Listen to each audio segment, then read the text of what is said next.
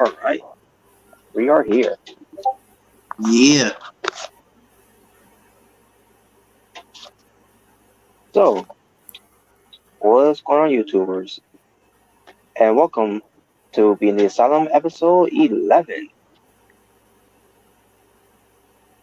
Yeah. Definitely, man.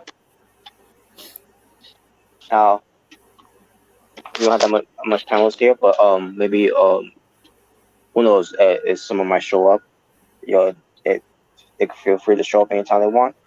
But we're gonna start the show. We don't got much topics to talk about, but just a few to discussing this country and all.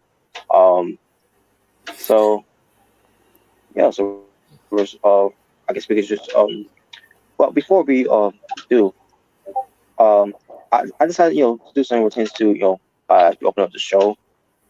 Um, Let me first say this first before I get to talk about I need to talk about so the whole lost episode I was talking about episode 6. Well, I found out what happened to that lost episode. What happened? Yeah, because I forgot all about it.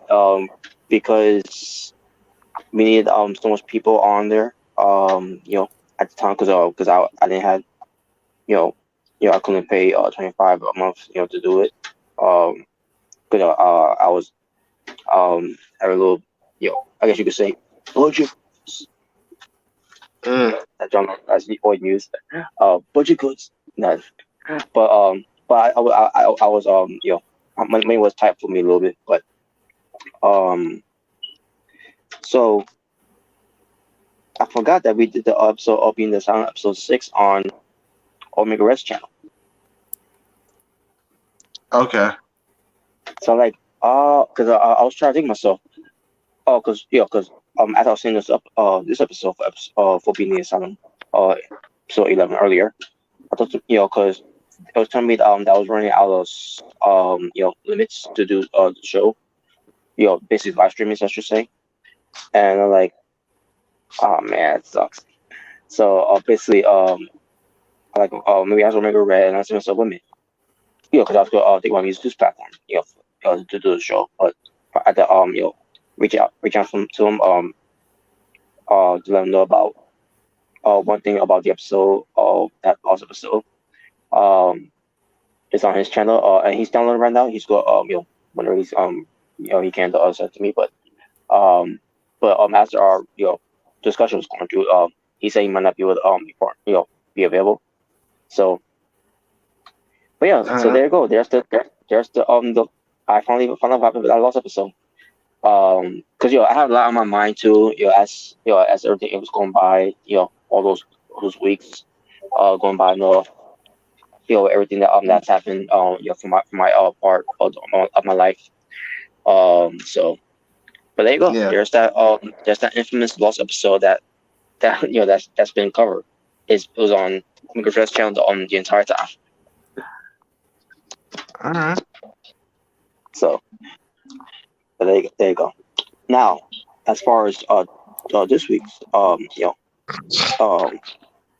show for Being the Asylum, um so I did manage to pay 25 continue on me doing the stream on StreamYard. Um so I thought of a nice concept, to open up the shows you know taking turns. I don't have anything interesting to talk about, things to on my day, but other than me working. So but I guess we'll start with you, Jalen, and then CJ. Any interesting story, talk about, or anything interesting, that you want to talk about of your day? Well, not today specifically. Um, but yeah, I did. Like I said, I did hang out with a friend. Um, a few days ago. Um, my old childhood friend from school. Um, he drove me around to Stone Mountain Park because I never been there. I always saw the mountain, but I never actually been to the park. But he drove me around because he used to work there. So he drove me around, showed me, the lake and stuff. which I thought was cool. So maybe one day we can go there. Because we really didn't have any plan. Like I know we were gonna hang out, but we didn't really have a plan. So we decided let's just go watch a movie. And he took me to ACM.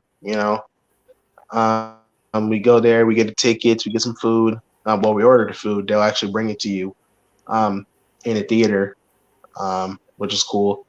And we watched this movie, The Black Phone, which is pretty much a scary movie.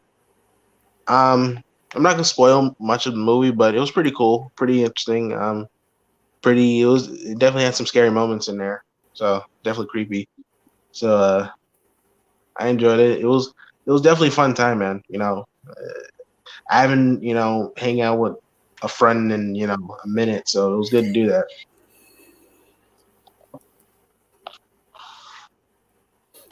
All right. Yeah. As far as that movie, I'm gonna check it out to see how that is. I heard some reviews of it. Some of it, someone thought it was, wasn't, the person's entrance, whatever, and some of it, thought it was passable, whatever. So, Yeah. yeah. As again, more things in the movie itself, don't really, pretty much know who any big celebrities, actors or actresses that are in there. The only actor I did recognize two actors. I don't know his name, but like he was black. He was a black cop, and I've seen him in some movies. And the other one, the villain, he was actually in Moon Knight. He was in the Moon Knight show in Disney Plus. He was the main antagonist too. So yeah, those are the only two I actually recognize in terms of celebrities, in terms of actors.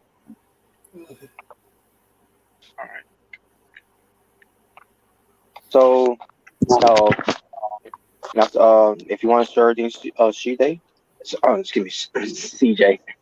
I'm sorry. If you want, of your day or whatever, where you on your mind. My day was been alright. Just work was alright. Like sometimes it is at times. I didn't really have to deal with any problems or anything. It's freaking so hot out that even with my AC on, my room gets really hot and everything. It's just my brother took the door off the freaking hinge off because he was whining, complaining because it gets so hot in his room when it's closed. Yet it's cooler in his room than it is in my room. Mm-hmm. Other than that, my day's been alright. All right.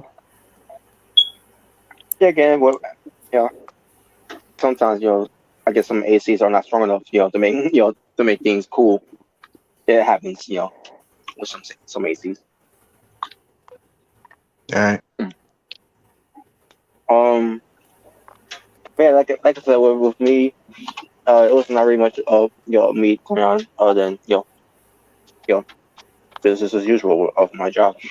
So other than it rain, that's it. They rain a little bit. Okay. Yeah. But yeah, all right. That was good. So that's what I think about. I should do and move forward. With things to doing being the asylum.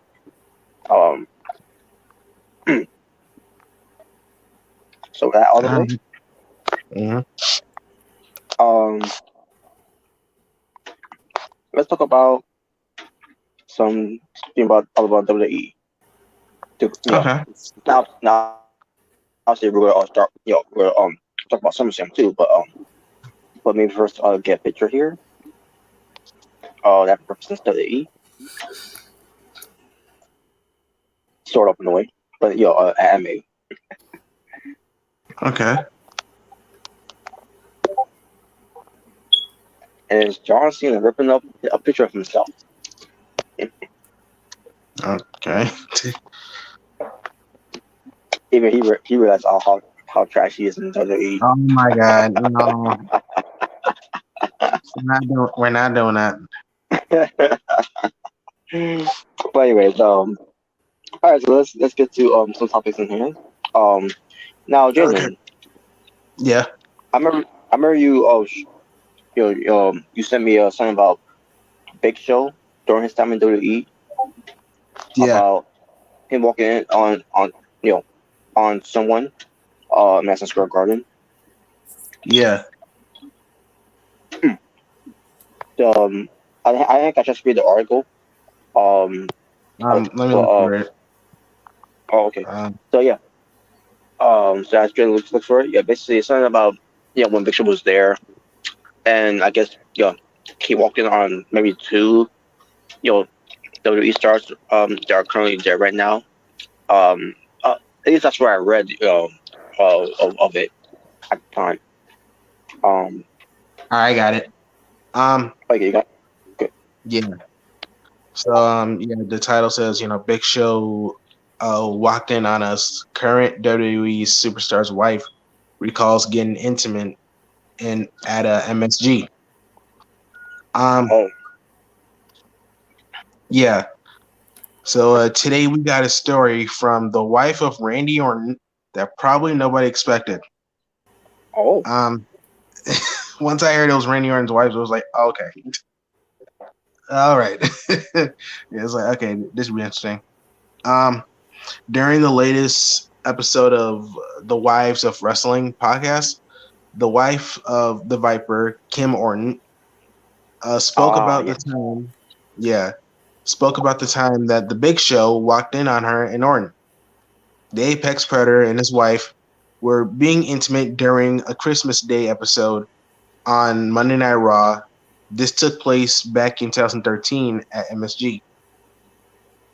Um, Oh, yeah, yeah. So Kim says, Big Show walked in on us in MSG. He told us the room to go in. A security guard walked in on us. Um, that's when he had both titles. New Fresh Love. There's nothing better. We're showing Christ our love. Yeah, that's what she said. Um, yeah, that's pretty much what happened there. I think there's even a link to it. Um, to the podcast. But man, that's weird, man.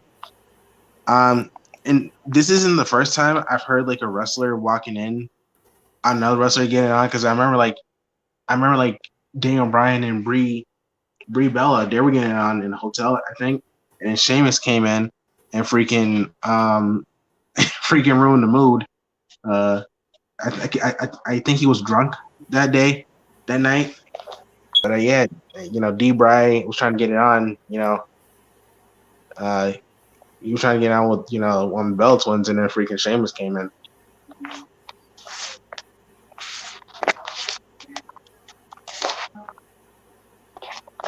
well, that's very interesting. Yeah, yeah. I thought it'd be just one thing to talk about, because well, first of all, y'all getting intimate in freaking MSG during a Raw, like that's kind of like. I mean, like if I was Big Show, I'd be like, man, get a room, man, like for real. Jesus, man, y'all couldn't wait. I mean, Wow. I get it's Christmas, but I get it's a Christmas episode, but geez. Yeah. I mean, that was during the time where Big Show was doing the photo shoot of him being the New York giant baby or something like that around that time. Oh boy. Oh my god. All right. I mean, yeah. You hear stories like that, you know, and you think to yourself, yeah, it is kind of very, very awkward in a way, especially with your work. So, Mm-hmm.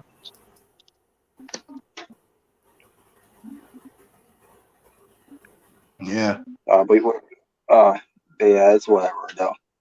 I guess it was nothing harmful. Could have been worse. Yeah. Yeah, it could have been worse.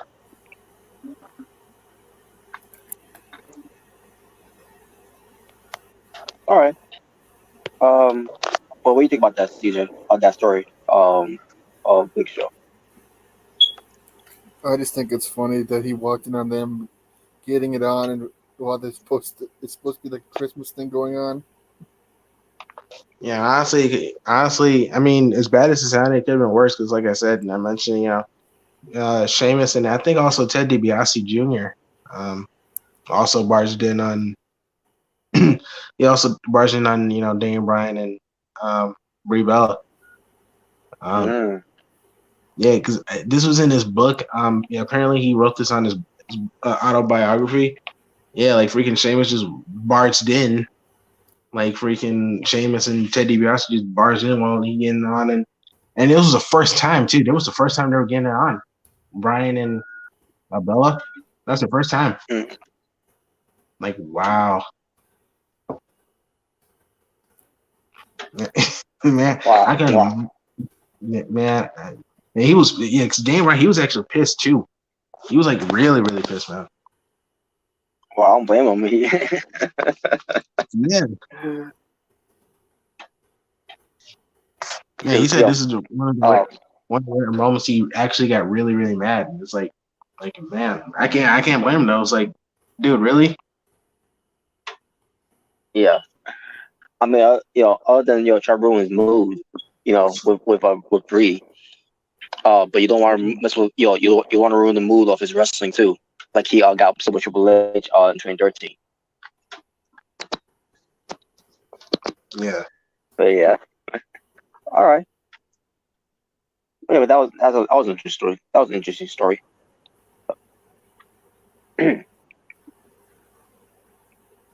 yeah. Now, I want to bring up the whole thing with Vince McMahon because we got more to talk about Vince McMahon, and then it involves what Paul London said. Pertains to this article I saw from Mrricanjay21 that he sent to me. What I cannot pass up on this article, and on top of that, it's about Vince McMahon. What pertains to what he was doing with Ashley Mazzaro, being basically harassing her. And this is all coming from Polinda, who used to go out with Ashley Mazzaro when she was during in the company during that time. Mm-hmm. All right, so let me pull up the article. Let's see. Oh yeah, I gotta go back. I gotta go back to Messenger. Click on that link. Or where is it? Oh, there he is. All right, here we go. So, how do I sound, guys? What happened? What did you say, Robert? How do I sound? I'm pretty He's good. not fine. He's not fine. I left the yeah, cause I left this to the article for the link. So I was hoping maybe I sounded okay, or if I wasn't lacking. So here we go. So Polonius told a story about what the late Ashley Mazzaro said to him regarding McMahon. Okay. And this is what he had to say. One moment. He said, "I do remember specifically many times when she would be crying to me because Vince was pro protest petition. I don't know that.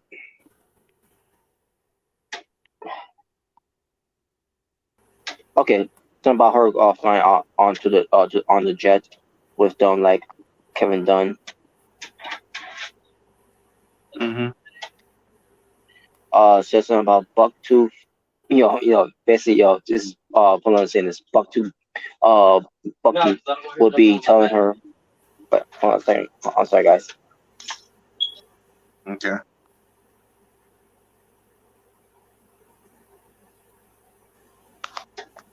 Yeah, sorry about that.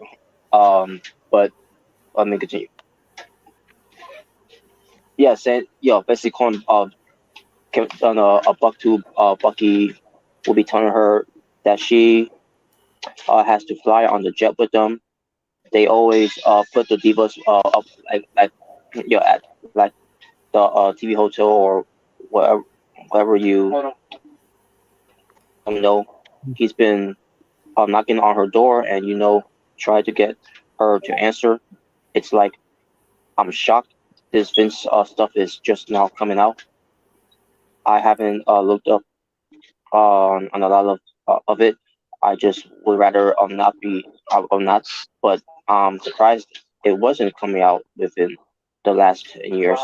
But it just goes to show how afraid people are of that power dynamic, where they are they are so fearful of losing their.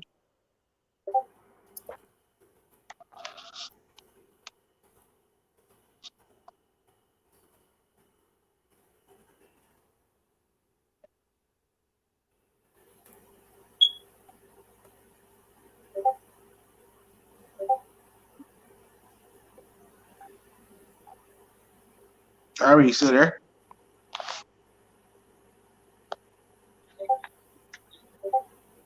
Yeah, I'm here. Okay. Did you hear that? Did you catch all that? Kinda.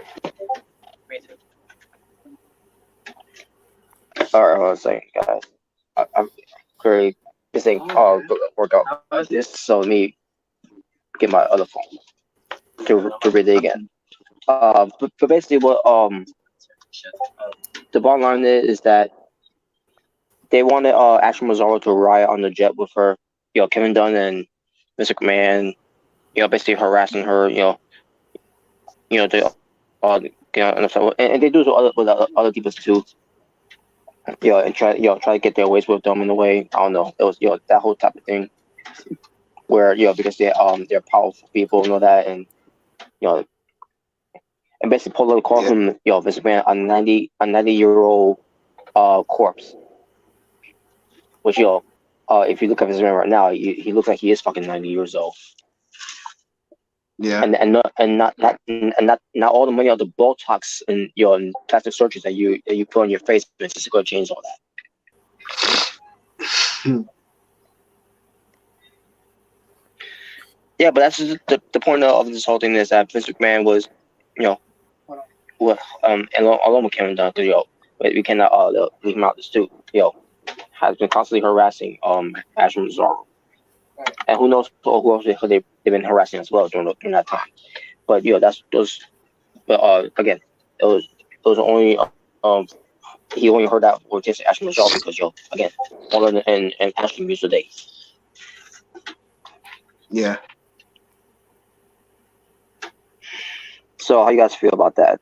After this is listening to the short point of it since I couldn't hear the whole thing because Well, I mean, once you mention Ashley and Vince, all I can remember was the whole one bad experience. That's all I can really remember. That's all I remember. Still to this day, I never forgot that. Yeah, man, that's just wild, man. I don't want to mention what happened, but it's just it was really messed up, and for me to say one bad experience, it's just nah, man. Nah. Yeah, that one bad experience basically is the whole thing where when they went to support the troops overseas in Iraq. Yeah. Or I meant to say Iraq. So Yeah. at the end of the day, these guys think they could get away with it because they own a $1 billion company. And they get millions. And they think they're entitled, they're in power over everyone else because they're beneath them. And it's, Yeah. hopefully with at obviously with Vince McMahon now no longer in control of the company. Now all we need now is to get rid out that piece of trash to Kevin Dunn too. Yeah. The master of the cameras. Yeah. But what do you think about this whole thing, CJ, about what Poland just said? Basically of what I summed up in a way. I just think it's freaking ridiculous what Ashley had to put up with, and I just feel bad that what happened to her led, everything that happened afterwards, and really is a shame that basically she was used as a tool just to make a bunch of old people happy. Yeah.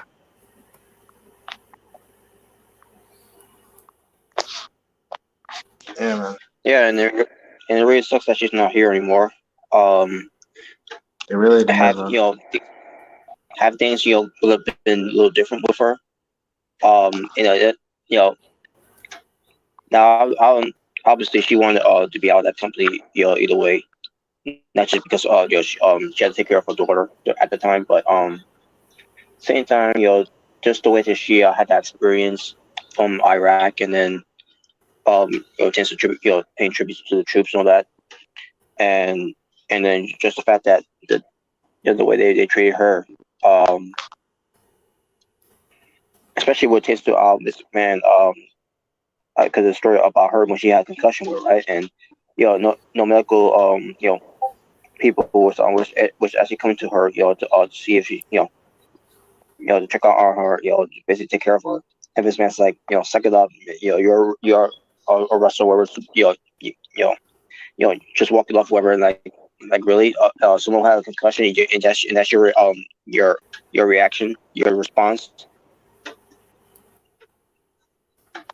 Yeah. It's unbelievable. It goes to show, and there's clips out there too with this man, where these wrestlers are dying and not being taken care of in the way. This man, he doesn't give a shit. He shows it. He basically mocks it in a way, and because it doesn't fits his narrative of anything that against anything positive about anything. He just blocks the negative things and just keeps the positive things. I'm sorry, I gotta call you back. Someone bothering me in the room. Oh, All right. I gotta call you back. yeah, I know what you mean. You know what I'm talking about, right? Yeah. But yeah, that's basically with that. This man, he got what he finally deserved. At the end of the day, Yeah.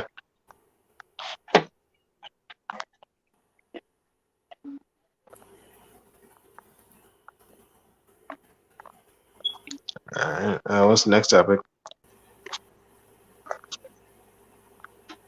All right, one moment, guys. Okay. All right. Mm.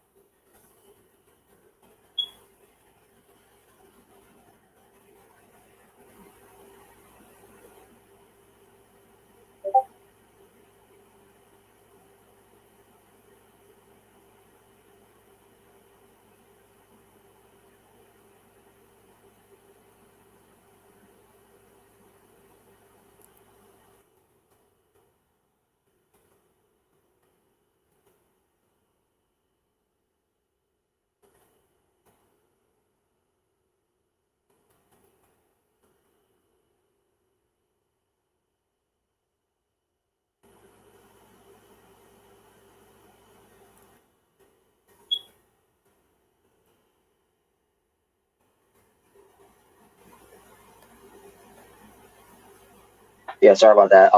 Yeah, there's a little situation in my room. But I was handling something with my brother. Hey, where where'd Jalen go? Yeah. He'll be back probably in a second. And usually, sometimes he has a connection problem. Or he Yeah, probably. I know that feeling.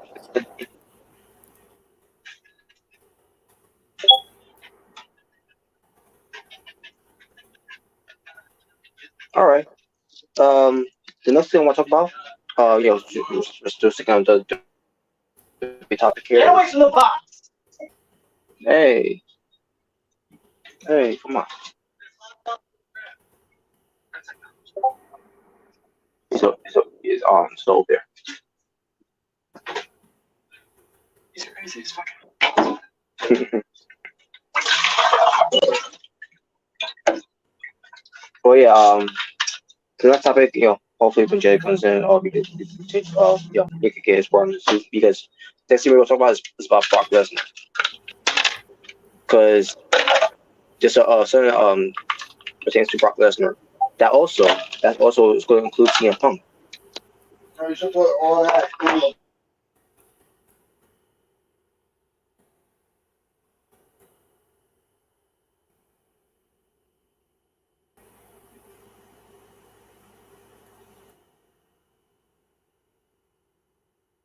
What was that? And also, hey, Jalen. What's the next topic we talking about?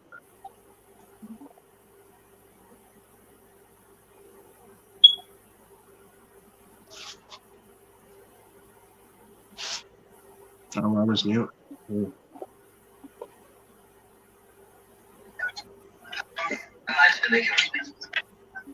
I can't go anywhere while any decent quiet.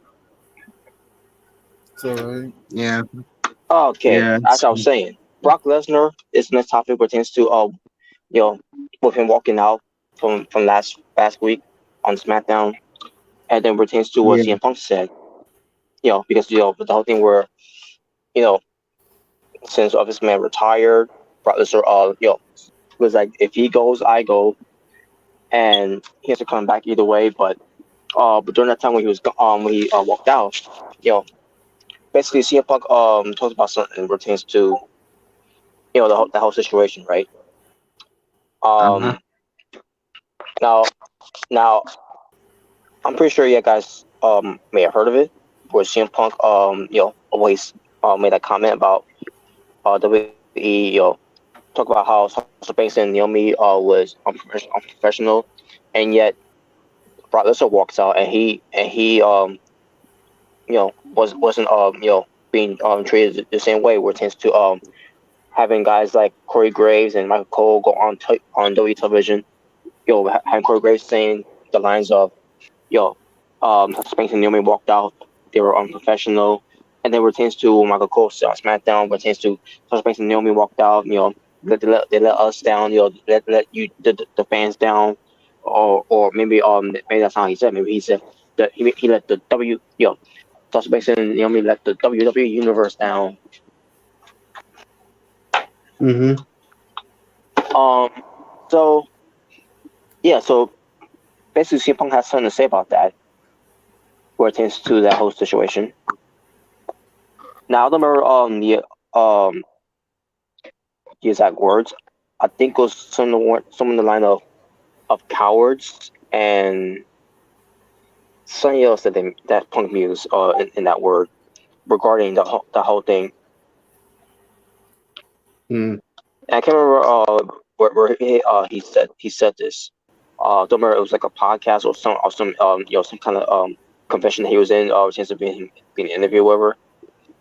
Talking about this whole situation where it tends to WWE WWE's gonna it's gonna change now. It tends to new management or that, and then Punk's like, well, he's also said something about how he worked for the company that pertains to working with guys, even when when this man was there, where these are the same people that said to him, that he walked out was unprofessional. That he quit. Which they lie about, because we all know we all found out the truth about it. And they went basically talk about how they went on TV and they reference how CM Punk quit and all that, right? Yeah. Especially when you had Seth McMahon at the time, because they were in Chicago, and then she mentioned, that was during the time when you're not supposed to mention CM Punk, right? But all of a sudden, because CM Punk champ was going on during the whole Bryan Danielson and Brie Bella segment was going on, when Bryan was still the champion, when they was going to do the storyline between Stephanie and Brie leading to SummerSlam during that year, where she got annoyed with the Punk chants, and then she's like, you might, telling Bryan, you might as well, saying the lines to Dan Bryan, you might as well quit, just like CM Punk quit on us. She pretty much said, these fans want you to quit just like CM Punk did. Yeah, it was something on that line. Yeah. So, yeah, I try to remember the exact words that Punk used, pertains to making that reference, because he blasted WWE, because of that, because he stands by suspecting Naomi for doing what they did, walking out. They say that those two actually have balls of that of what they did, unlike certain other people, Ricochet.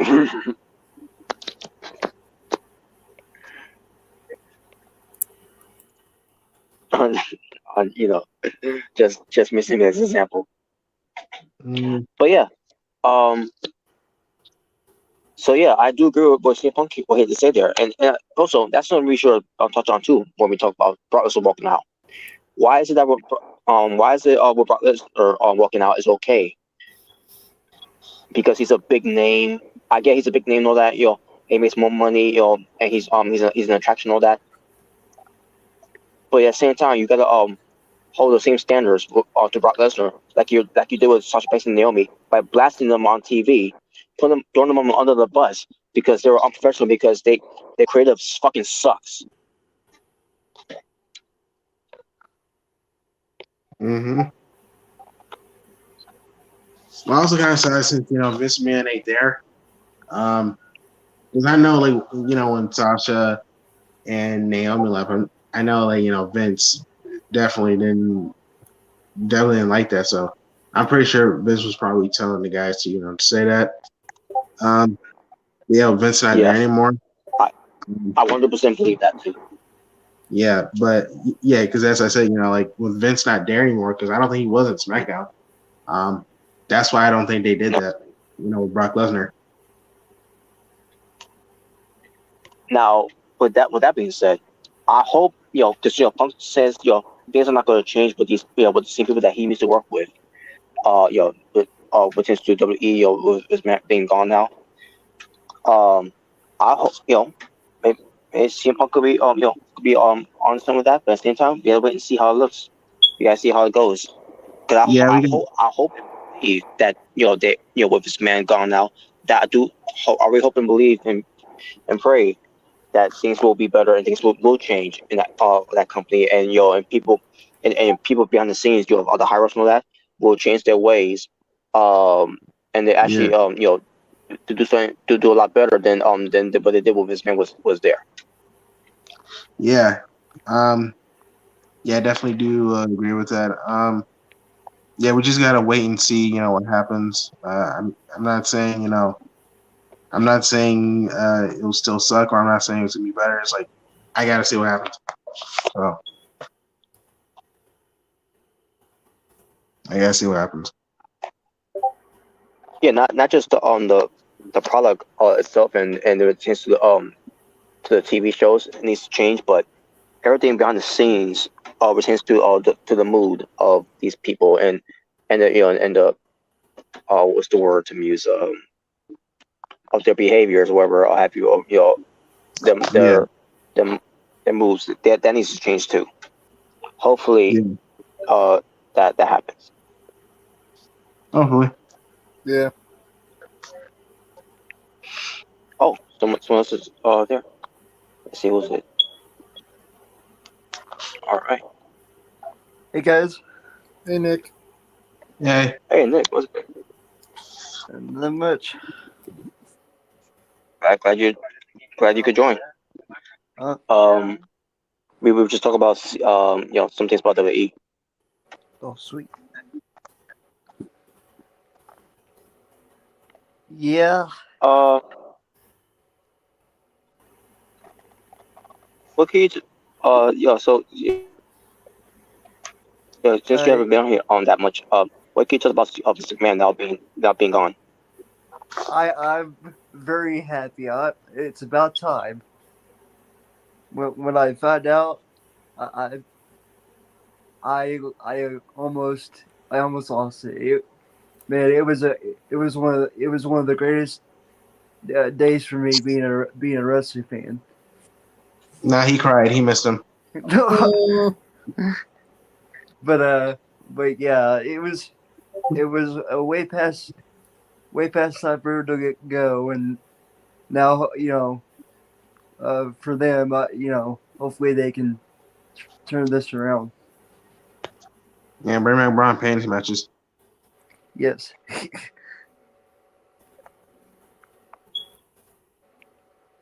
Yeah. Being some legit change, yeah. All right. So let's see what's next. Talk about here. Oh, by the way, another thing too, Nick, was that we talked about Brock Lesnar walking out. And people, and also there were some people also were comparing that also to Sasha Banks and Naomi walking out, which is a different situation because when Sasha Banks and Naomi walked out, it's because it was due to different discussions disagreements of creative. Brock Lesnar walked out because this man quit. Yeah. I mean, not quit. He retired.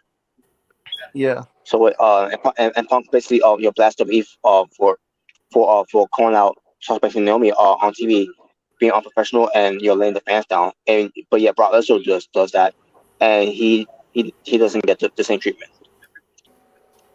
Well, of course he's Vince McMahon's him and Vince are friends. Of course he's not gonna get what's the word I'm looking for? He's not getting the same treatment. Yeah, he's not gonna get the same treatment as Wyoming is. Mm. But like I said, I found it. I really saw it like that because Vince wasn't there. So, and Brock came back anyway. So that's how I really saw it. I was for sure that Brock had left for good, but I'm not surprised that he came back. And at least we don't have to worry about them bringing in Goldberg like they said that they might have.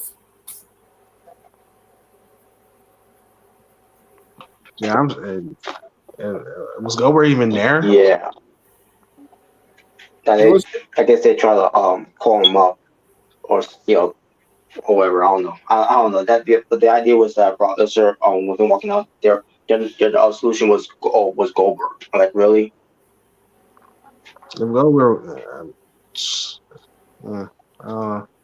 He had his chance. Like, and not for nothing, Brock Lesnar had his chance too. I still can't stand the fact that Roman Reigns, after he beat Matt Riddle on that SmackDown show, said there's no one left. I beat them all, and then Brock Lesnar comes out and says, "So he's one of those guys that you beaten. Why are we getting this again?" What the fuck, man?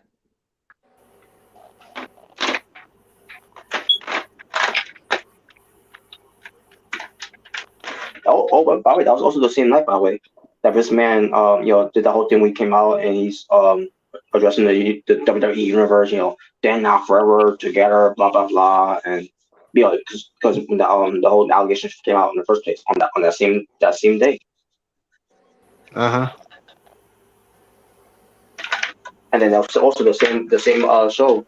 They went to Gorilla and he said, "Fuck them." Yeah, he's. Well, guess what, Vince?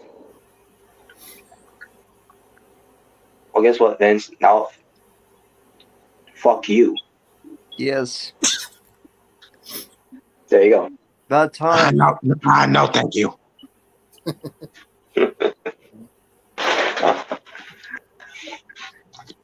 I have And then we to do hop Cornette off, say, thank you, fuck you. I have to hop off, guys, because I have work later. I'll see you guys later. Sorry. All All right, right. CJ. Thanks for coming by, though. Now, am I gonna go back to watching it? Now that Vince is gone. For me, Well, it depends. I really don't know, but It depends because when it comes to AJ Styles, after how they just have him put over Logan Paul on Raw.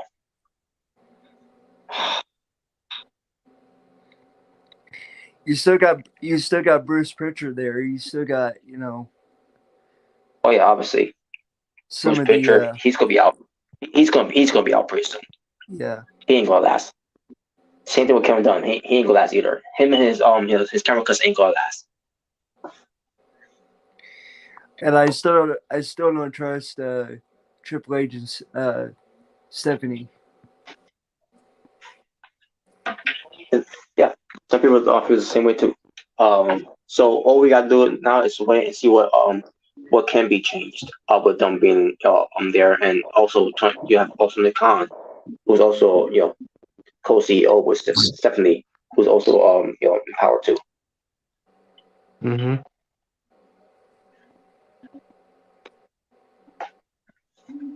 All right, so I guess we get to some SummerSlam predictions. All right. And that we can move on to the next some other topics on hand. So let me pull up the card. So as some of you have heard of so far, but to on the card, one card has been removed, and that is the whole thing with Matt Riddle versus Seth Rollins. Oh, I'm sorry, Seth freaking Rollins. Mm-hmm. Burn it down. Because yeah, Mr. Burn It Down himself. Because apparently Matt Riddle got hurt. Yeah, He's that's what I injured. heard too. Mm-hmm. Don't know why he got injured, how he got injured. Unless it was it was because of what happened on Raw. What Seth Rollins doing the attack on him is what maybe is what did it. Or maybe he was already injured. That's why he was in a 6-man tag match, and then Seth Rollins did the whole thing where he had to do an injury angle where he had to take time off because whatever injury he's got, maybe it's a neck injury, whatever, that Seth Rollins took care of Matt Riddle, and then now Seth Rollins is left without an opponent. Kind of reminds me of WrestleMania. With Seth Rollins having no opponent for WrestleMania, and now he's gonna have to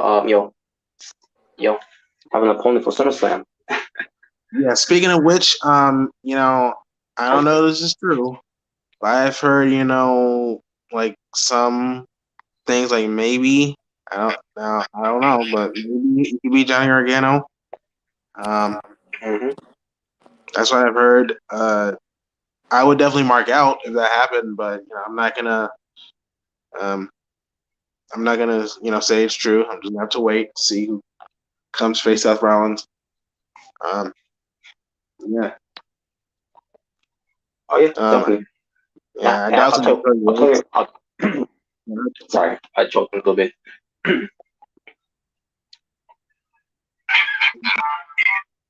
I doubt it's gonna be Cody Rhodes because he's still. Yeah, I was gonna say that. I know he's getting a little bit better, but yeah, I still doubt he's gonna make it to SummerSlam. I doubt it. No. Yeah. But I don't know. I don't know who comes in. Yeah, I don't know. Well, I'll tell you one thing. He ain't Last Legend. Oh my God. She ain't getting no call. She ain't getting no call out. Oh no, just kidding. But yeah, but same time, yeah, she doesn't deserve a call up anyways. She's trash. Oh my God. But anyways, so let's get to it. For what I've seen so far, there's no pre-show. No, I mean, there's going to be pre-show, but I'm meant to say no pre-show matches, I should say. Yeah, I don't think there's gonna be pre-show matches either. I don't think so. unless they decide to to do one before the show starts. Whatever. But we'll see. But Yeah. for now, there's no pre-show. But let's get to the matches. The um the first match we're going to talk about is the Mysterios of Dominic and Rey Mysterio Jr. versus the Judgment Day of Damian Priest and Finn Balor being accompanied by Rhea Ripley. Yeah. By the way, I'm glad Rhea Ripley's doing better. Good to see her back on TV. Yeah. Because, the whole heart monitor thing that she was in, that kind of worried me. But I'm glad she's fine. Yeah. But yeah, I think. Now, go ahead. Do you think this is the match that Edge is going to return? I was just about to say that. Yeah, I think this is the match where Edge is going to return and get revenge on Judgment Day. That's what I think. Yeah, I think Edge is going to come back and beat up Finn and Damian. So Yeah, I saw that. It's no disqualifications too. That's why I thought I was going to mention is a no disqualification tag team match. Oh yeah. Oh, it's gonna be no disqualification. Okay, that should be fun. Yeah, I definitely think Edge is gonna come either during or after the match is over.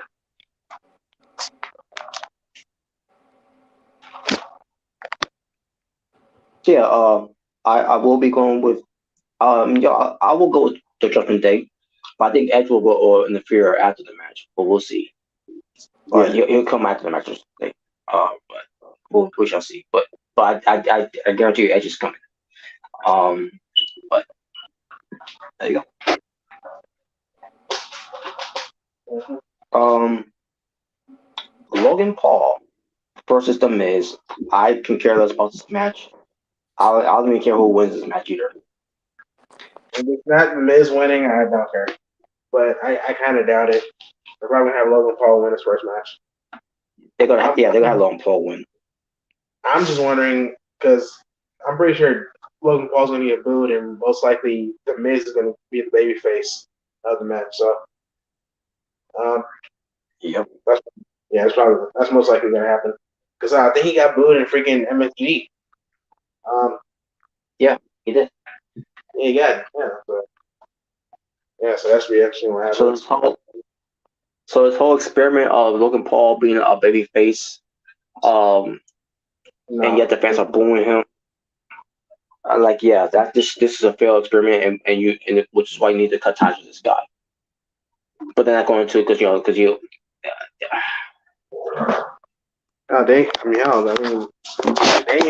They're giving him more TV time than freaking Cain Velasquez did. Mm-hmm. Yeah. But yeah. What's the next match? The next match is Becky Lynch versus Bianca Belair for the Raw Women's Championship. Bianca Belair is to me should retain, and I guess they're trying. I guess they're trying to tell the storyline that Bianca Belair is going to try to get her revenge from last year's SummerSlam, where Becky didn't that's how I saw it in 26 seconds. Yeah, that's how I saw it too. Since there's gonna be a SummerSlam and she's facing Becky Lynch. That's how I saw it. Yeah, they're gonna do the whole story. Bianca's gonna get her revenge. Which is fine. I'm fine with that. I really hope they'll try to book that match to be short like last year. Doesn't matter. It doesn't matter if Becky Lynch is getting the it's getting the loss to Bianca Belair. I just don't want to see it. So I want to see a match out of these two. That was one of my big problems from last year when they first did that. Yeah. It wasn't the fact that Becky Lynch won. It was the fact of how short it was. Yeah. But we'll see. We'll see what they do. I just hope they don't. I just hope they don't do that.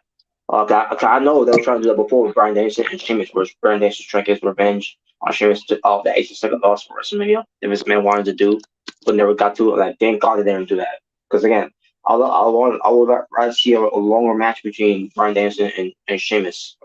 Because they can talk some kick ass matches. I seen it before too. They had some killer matches. Extreme Rules. Yeah, especially in Extreme Rules 2012. Yeah, That was really good. hell yeah, that was great. That's something we sure got WrestleMania. And hell, forget about getting revenge on the freaking WrestleMania loss. He should get revenge for what Sheamus did when he was trying to get out Brie Bella. He should get revenge for that. Yeah. There you go. I was trying to make Brie Bella go, All right. yes. Yes. All right. So there's that match. Becky Lynch and Bianca Belair. Bianca Belair Bianca Belair is my pick to win. Yeah. Then we get to okay. Then we get to the SmackDown Women's Championship. The champion herself, Liv Morgan, versus Ronda Rousey. To me, I don't know what they're gonna do with this because I honestly think I do not want to see it. Go ahead. I'll love to see her win too. I just hope they don't just have her lose to Ronda Rousey. I don't think so. In a dominant fashion. I don't think so because I heard that Ronda Rousey wanted to drop the title in the first place, so I don't think she's winning. And neither should she. Yeah, I don't think Ronda's winning. I think I think she'll probably have like a dominant performance, but Liv Morgan will come back at the end and overcome the odds. That's what I think is gonna happen. That's how I see the match going, and yeah. Well, yeah, we'll see how this match turns out. I am looking forward to see how the match ends up being between these two, especially when Liv Morgan or the reason why she becomes the champion because Ronda Rousey was very vulnerable, and it obviously pertains to the whole cash-in thing. So we'll see what they do when we get to SummerSlam.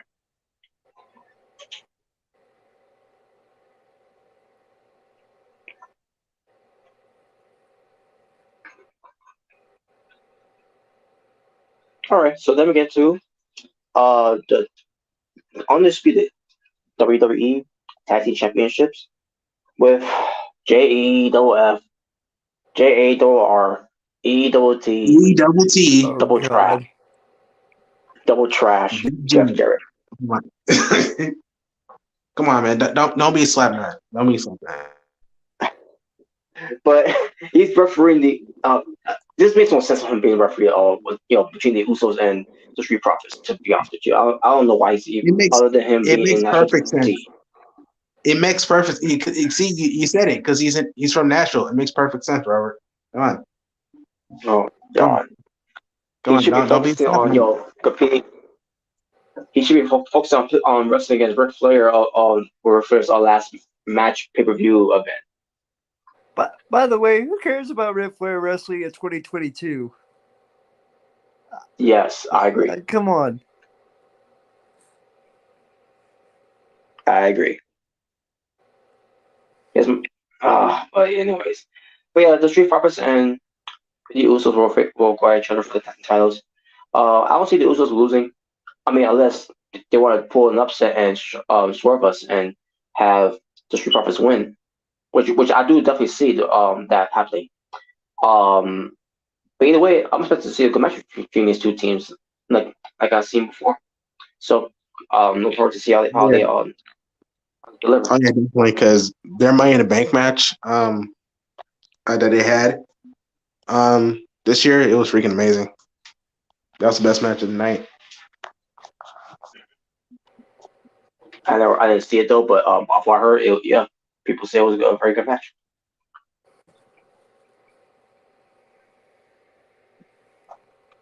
Yeah, what's the next match? The next one is for the WWE United States Championship. Bobby Lashley defends against the Money in the Bank holder who's been losing his matches ever since becoming Mr. Money in the Bank. 0-7. And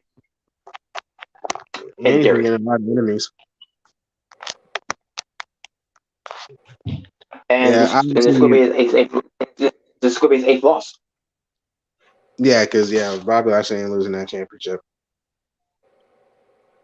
Yeah, But it's okay for RJ to lose because he's protected because he's the money back briefcase holder. Like, no, that's not how you're supposed to build your guy who you want to become champion to cash in on your champion for him to become a new champion. When you have him losing and losing and losing, doesn't make him look strong. Doesn't make him look better because he's got the briefcase. Morons. no, he's protected. So that's But, so those similar. Oh jeez. Speaking of those guys, he's probably he's probably costing this match too, by the way. Right here. Because he sees guys like him come and go. Teach him a lesson, all that, and like. I think he's gonna cost him trying to cash in. That's what I really see. I think he's gonna cost something to in. And then most likely Ziggler's gonna be lurking somewhere. Yeah, Ziggler's gonna be lurking somewhere. And then he's gonna see, Jerry's down there. Oh, let me stop him. Let me stop him. He's pretty much gonna be like, this is so stupid, man. Come on, it should be him. He wants a briefcase. It should be him. Well, that's the case. That's the match for SummerSlam then. But you know what? Yeah. This doesn't surprise me too because this is a Bruce Pritchard. I'm pretty sure this is a Bruce Pritchard booking too, where when he first had Dolph Ziggler, going after Jerry for a reason, and then he didn't get no explanation since then. But since this man was gone from his position, and when Bruce Pritchard will be removed of his position of being creative, now all of a sudden you have Triple H there, and like, you know what? You just say the usual stuff like you said before. And he's has some common sense in this. Just say should be me. I should have been Mr. Money in the Bank. Just say that. On the game. Yeah, because the point I'm trying to make here is that Bruce Pritchard, whenever he comes up with a story for these guys, he doesn't have a end game with these stories because he doesn't know where to go with it because he's fucking garbage. He's not talented at all, which is why he should not be in the wrestling business in the fucking first place. Nah, come on, Robert. He's brother love. He's one of the greatest legends ever. I love you. Yeah. See, exactly. Come on. Come on. I'm sorry, Bruce Pritchard, but you. That sells merch. That sells merch. Yeah, I don't remember any stocks of Brother Love T-shirts or merchandise or of any kind of those stuff. Yeah, because it was sold out. That's why. No, that's how great it is. It's like with Jeff Jarrett. It's like with Jeff Jarrett. Don't piss me off. T-shirts never sold. I'll tell you this. I'd rather get that shirt than freaking Brother Love T-shirt. I'd rather buy. I do agree. Yeah, I'd rather buy a "Don't Be a Slapnut" T-shirt. I'd rather have that T-shirt than a John Cena T-shirt. Anyway, what's the next match?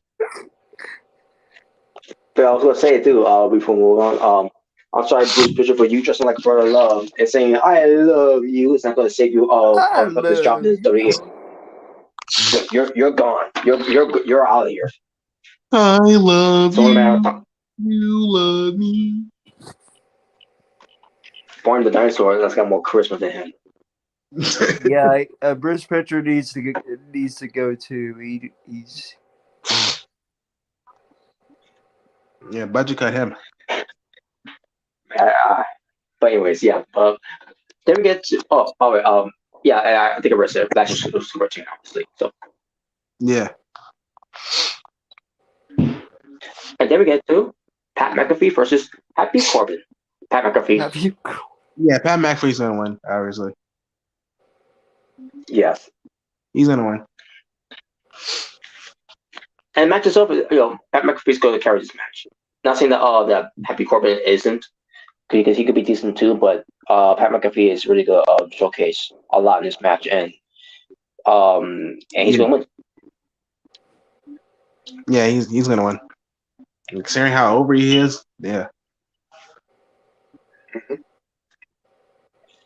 And finally, the main event is the undisputed WWE champ. I mean, the undisputed WWE Universal Championship. That's going to be in the last man standing match between Roman Reigns versus Brock Lesnar. Roman Reigns is champion, and Lesnar is challenger. And this could be the last time we see Brock Lesnar. Because I think he wanted to, I think the whole thing with him walking out, where this man finally retired, like, if he goes, I go. And then this man give him a call, like, you gotta, do this. Once you do this, and then you go, feel free to leave, wherever. Because let's face it, this man, he's done. He ain't coming back. And if he's gone for good, Brock Lesnar's gonna be gone for good too. Yeah. Yeah. So yeah, obviously Roman's winning, definitely. And yes, and Roman Reigns, there should be no reason for Roman Reigns losing too. So Yeah. Yeah, Roman's gonna win, obviously. I disagree. What? I think Kenny Omega should win. Kenny Omega. And I don't see no cash in, by the way. No. Like I said, I think Dolph Ziggler's gonna come in and try to ruin it for him, so it's not gonna happen. We'll see though.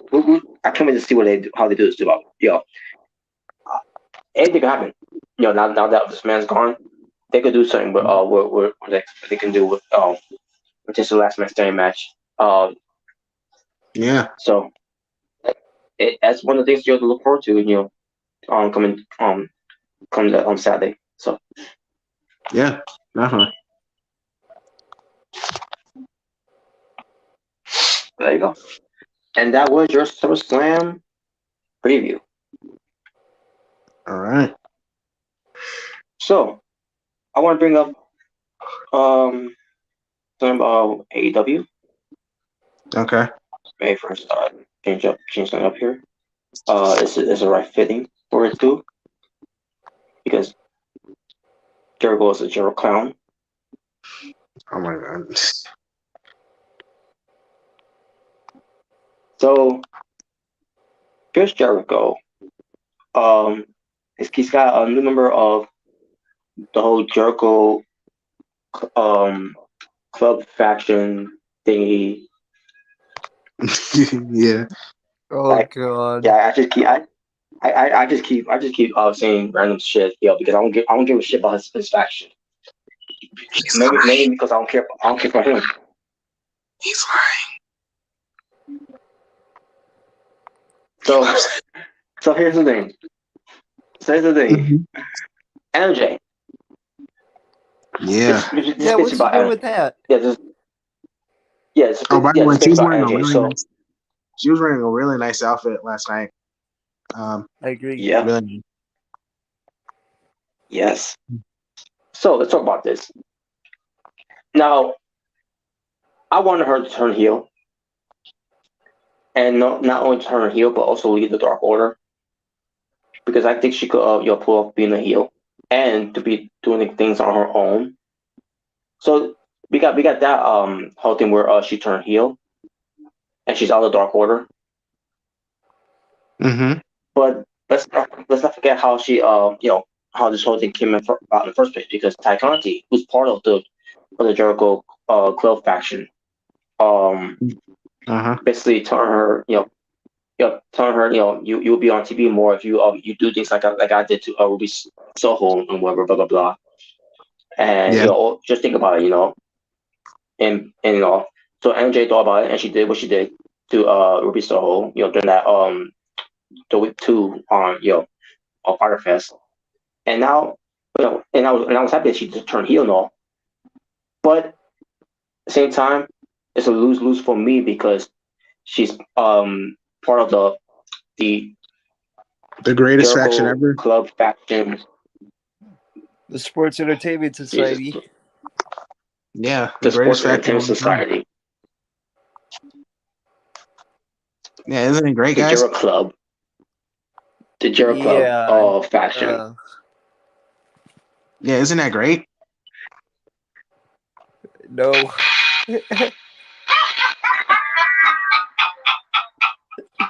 No, you guys are haters. That was a fail. Nah, you guys are haters, bro. Y'all know nutrition.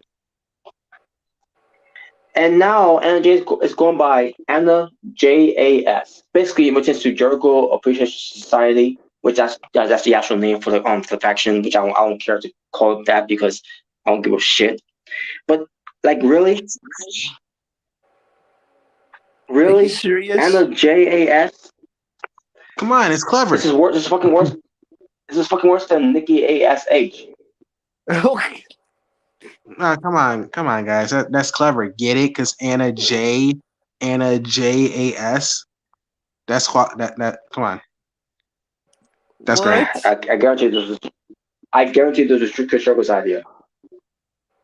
Yeah, you see? Yeah, because Chris Jericho's the Oh GOAT. my god. Hey, but you know what? Hey, you know what? Hey, if that means seeing her in those sexy outfits, the one she was wearing, that red outfit, man. You know what? Hey, I'll take it. I mean, I don't know I'll if you take saw it, but I don't know if you saw it, but man, She always does. She always does, but this is so dumb. That's her name now. you like jazz. I mean, you could have asked for a worse name, but then again, you got a worse name in wrestling, and her name's Last Legend. What? No, that name was that name was actually pretty good. Come on, don't do it, Robert. oh god, that's not a bad name. That is not a bad name. I'll tell you one thing. Ain't no John Legend. Oh my God! No. Stop comparing, Robert. or Alicia Keys. Hell, even Mercedes Alicia Fox. That's a cool name. Last Legend is a cool name too. Last Legend ain't bad. Yeah, if you want to laugh. Yeah, if you want to lash out. Oh my God! Last Legend. Trash Legend. Oh my God, Robert! Taking out the Trash Legend. Oh my God! Enough. See, look what you got Nick doing. Look what you doing. Oh god. But yeah, go ahead. But yeah, Nick, what do you think about this with energy right now? What's going on over? Well, I like the heel turn and everything, except for the Sports Entertainment Society. Although I did like her in the outfit, if I wrote, say so myself. But yeah, there's other ways that you could have done this, but this is one of the worst ideas that they could have ever done for Anna J. I think it's great. Oh. And by the way, I'm glad to see that the Dark Order doesn't care about Anna J leaving them, because they were fine after having a birthday celebration with him and that Page backstage. Mm-hmm. I'm glad to know that they're doing great without Anna J. Jeez. Well, she was for the streets anyway, so. For the streets. But there you go. But there you go. That's Anna JAS for you. JAS. Look. That's great. But then we get to the AW introducing new championship titles, and that is the AW Trios Championships. Yeah, the AW World Trios Championships. When I heard the rumors, it was like I was really kind of hesitant on it because I don't know. I just I didn't think it would probably work. I know they got enough factions for it, but was like, I don't know, man. But it's something I got to see, what they do. I got to see, how they do the tournament and stuff. It's just something I got to see what they do. So, I'll definitely say this: those belts look really nice. They look really, yeah, really they good. look really sharp. Yeah, man. Like, let me look them again. Let me look them up. Now, if WWE would have done something like this, with his having their own type of titles like that, with a three team type of thing, it will not look good. Yeah, I don't ever see. They'll make it look trash in a way. Make it almost look worse, like the 24/7 belt. I don't see them doing that in the first place. I don't see them doing that. I agree. Yeah, because they don't really. Because I feel like the main reason why AEW does this is because they have a lot of factions and teams. Because like they have a lot of people in groups, so they can do that. WWE they don't really have a lot of factions, which is fine. They don't really need to do that. But And the if they were roster is stacked. Yeah, and even if they were to like release a trios championship, it's like, I mean, they don't even really have enough tag teams. What makes you think they can have enough, 3-man teams? They wouldn't. Yeah, especially when they fire the entire roster, almost half the entire roster. Yeah, but I never see. I can never see WWE doing the trios championship ever. I doubt it. But imagine if they did. When you had New Day there, and then at the time when you at least had Hit Row there, it tends to Trash Dollar, Swerve, and what was the other guy's name? Adonis. Yeah. I think that was his name. Ashanti Adonis, right? Yeah, I think that was his name. Okay. Yeah, you got Top Penny. But the Wyatt family, at the time, during those times too as well. When Luke Harper was still around. But it's either way. But yeah. Either way, I'm glad to see the trios belts are finally here. The best thing the AEW could do is not have a qualifying tournament type of thing like they did with the Owen Hart. Yeah, don't do that. Just keep it. No, don't do that. Just have a tournament, like pretty much what you did with the All Atlantic Championship. Just do that. Yeah. Minus the New Japan guys who were doing conference matches. Yeah. That's right. Yeah. Other than that, though, yeah. EG ends up getting hurt. Yeah. Other than that, though, just keep it simple. Yeah. So yeah, we'll see what they do with this. I'm excited for it. Now, who you think should win the trios titles, in your opinions? Well, I would have said Team Taz if they were actually reunite them, but considering By the way, we'll get to that too. By the way, Team Taz. The only ones I can really think of, there's only two I can really think of. It's because I think they're teasing Hangman and the Young Bucks come back together. So the Elite. Yeah, so maybe those guys most likely because the Elite, or maybe Death Triangle. Yeah, Death Triangle would be nice. I mean, yeah, it's in the name, triangle. So, I think it'd be. I think it'd be good trios champions. What happened? Unless they want the Ass Club to win the titles. I didn't even think of that. Yeah, Billy Gunn and the Sons. Wow. Yeah. I will go. For me, I will go House of Black. When Blaine Matthews is cleared to compete again. Oh yeah, man. I can see them winning too. And also, yeah. And also, didn't they also say something about on that Alan Cole and Red Dragons coming back? Yeah, they could also win it too. Yeah, Undisputed Elite can most likely win it. Yeah. Honestly, we kind of think about anyone can really win it. Yeah, Anyone Adam can. Cole. Yeah. Adam Cole needs a belt. Yeah. It's a. I wouldn't be surprised if Undisputed Elite actually won. I mean he does with the Owen Hart, but you know what I mean. I mean, yeah, he won the Owen Hart But tournament. but that doesn't really gets dependent. So, Yeah, it doesn't but depend either. Yeah. But still, but either way, yeah.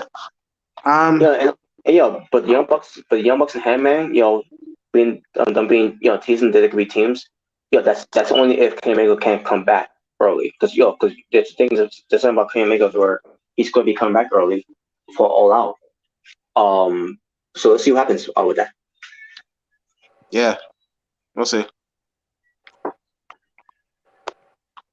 All right, so then we get to Hook, who is your new FTW World Champion after defeating Absolute Ricky Starks, which we'll get to him and Paul's house as well.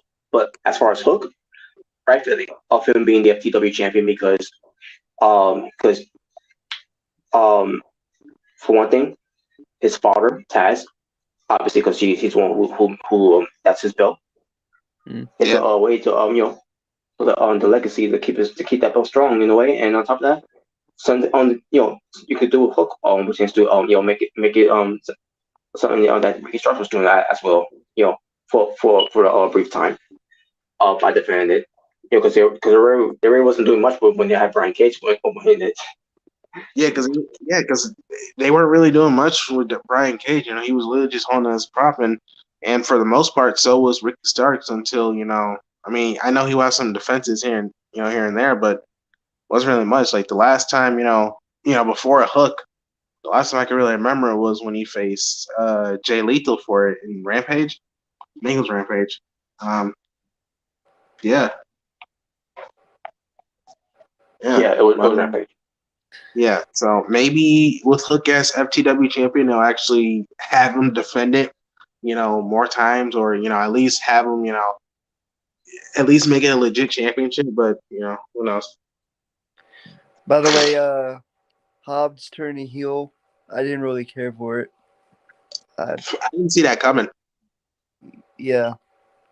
Well, for one, because like when Hook won the championship, I was surprised that freaking Ricky Starks gave him a fist pump, showing the respect. I thought he would be pissed off and having a fit, but no, he actually showed respect. And I remember, Tony Tronny came and he was kind of promo, and yeah, that's when we get to Will Hobbs turning heel, which I did not see. I didn't see that coming. Yeah, so Will Hobbs. I mean, they were already heels, but Ricky Starks turned face, and pretty much Will Hobbs turned on him. So, yeah, Team Taz is officially done. I mean, Hook already left; he was doing his own thing, and now that Will Hobbs portrayed Ricky Starks, yeah, it's done. Ricky Starks is I still can't believe that happened. I still can't believe that happened. I didn't believe it. I didn't believe it either. Like, I didn't expect that. But honestly, I think it's for the best. They can be single stars. They can go for some championships. Especially Will Hobbs, man, because I've been saying like he should be definitely, he's definitely being monster heel. Something they haven't really been doing. So hopefully this, reignites that, and hopefully he does that. And Ricky Starks being babyface, that should be cool. It should be cool to see. So I wonder what they do with this. Yeah, because Ricky Starks getting that reaction with these crowds everywhere he goes. He's getting a positive reaction from these crowds, man. He's over. Yeah, he's over. Big time.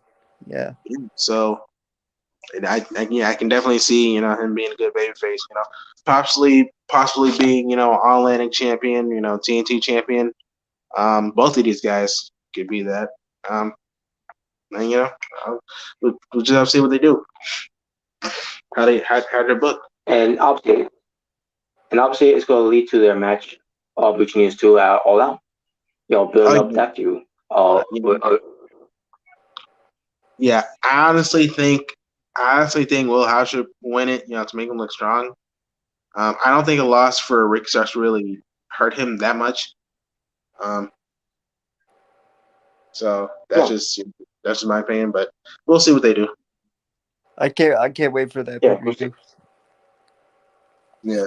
Yes, I agree. That's gonna be awesome, man. So salute. Yeah. All right, let's see. That's pretty much it pertains to AEW. And I think that's basically it for wrestling in general. Could we have some other things to talk about? And that's in the world of pop culture. All right. May first start with this one. Ooh, The Weeknd. All right. Okay. Grill pies. Now we're talking it. Now I don't know if you guys heard. I just heard about this. I think about maybe today. I'm assuming it was a news. I heard something about today or yesterday. Pertains to the plans that the Weeknd's have. And it's gonna be doing. I'm assuming it's gonna be like around Halloween time because based on how this this avatar I got here, this is basically what this is all was all about. The Weeknd.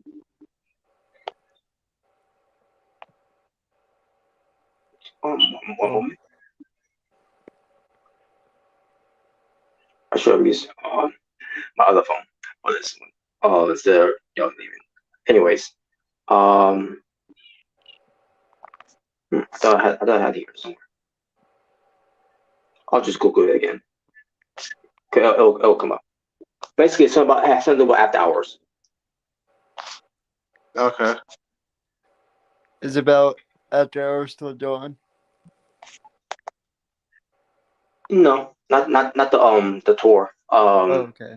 It's something that has to do with horror, which pertains to after hours. If you see how after hours ends up being pertains to from the beginning of this video of Heartless, and then to Blinding Lights, and then other music videos with it. You see a lot of blood and stuff.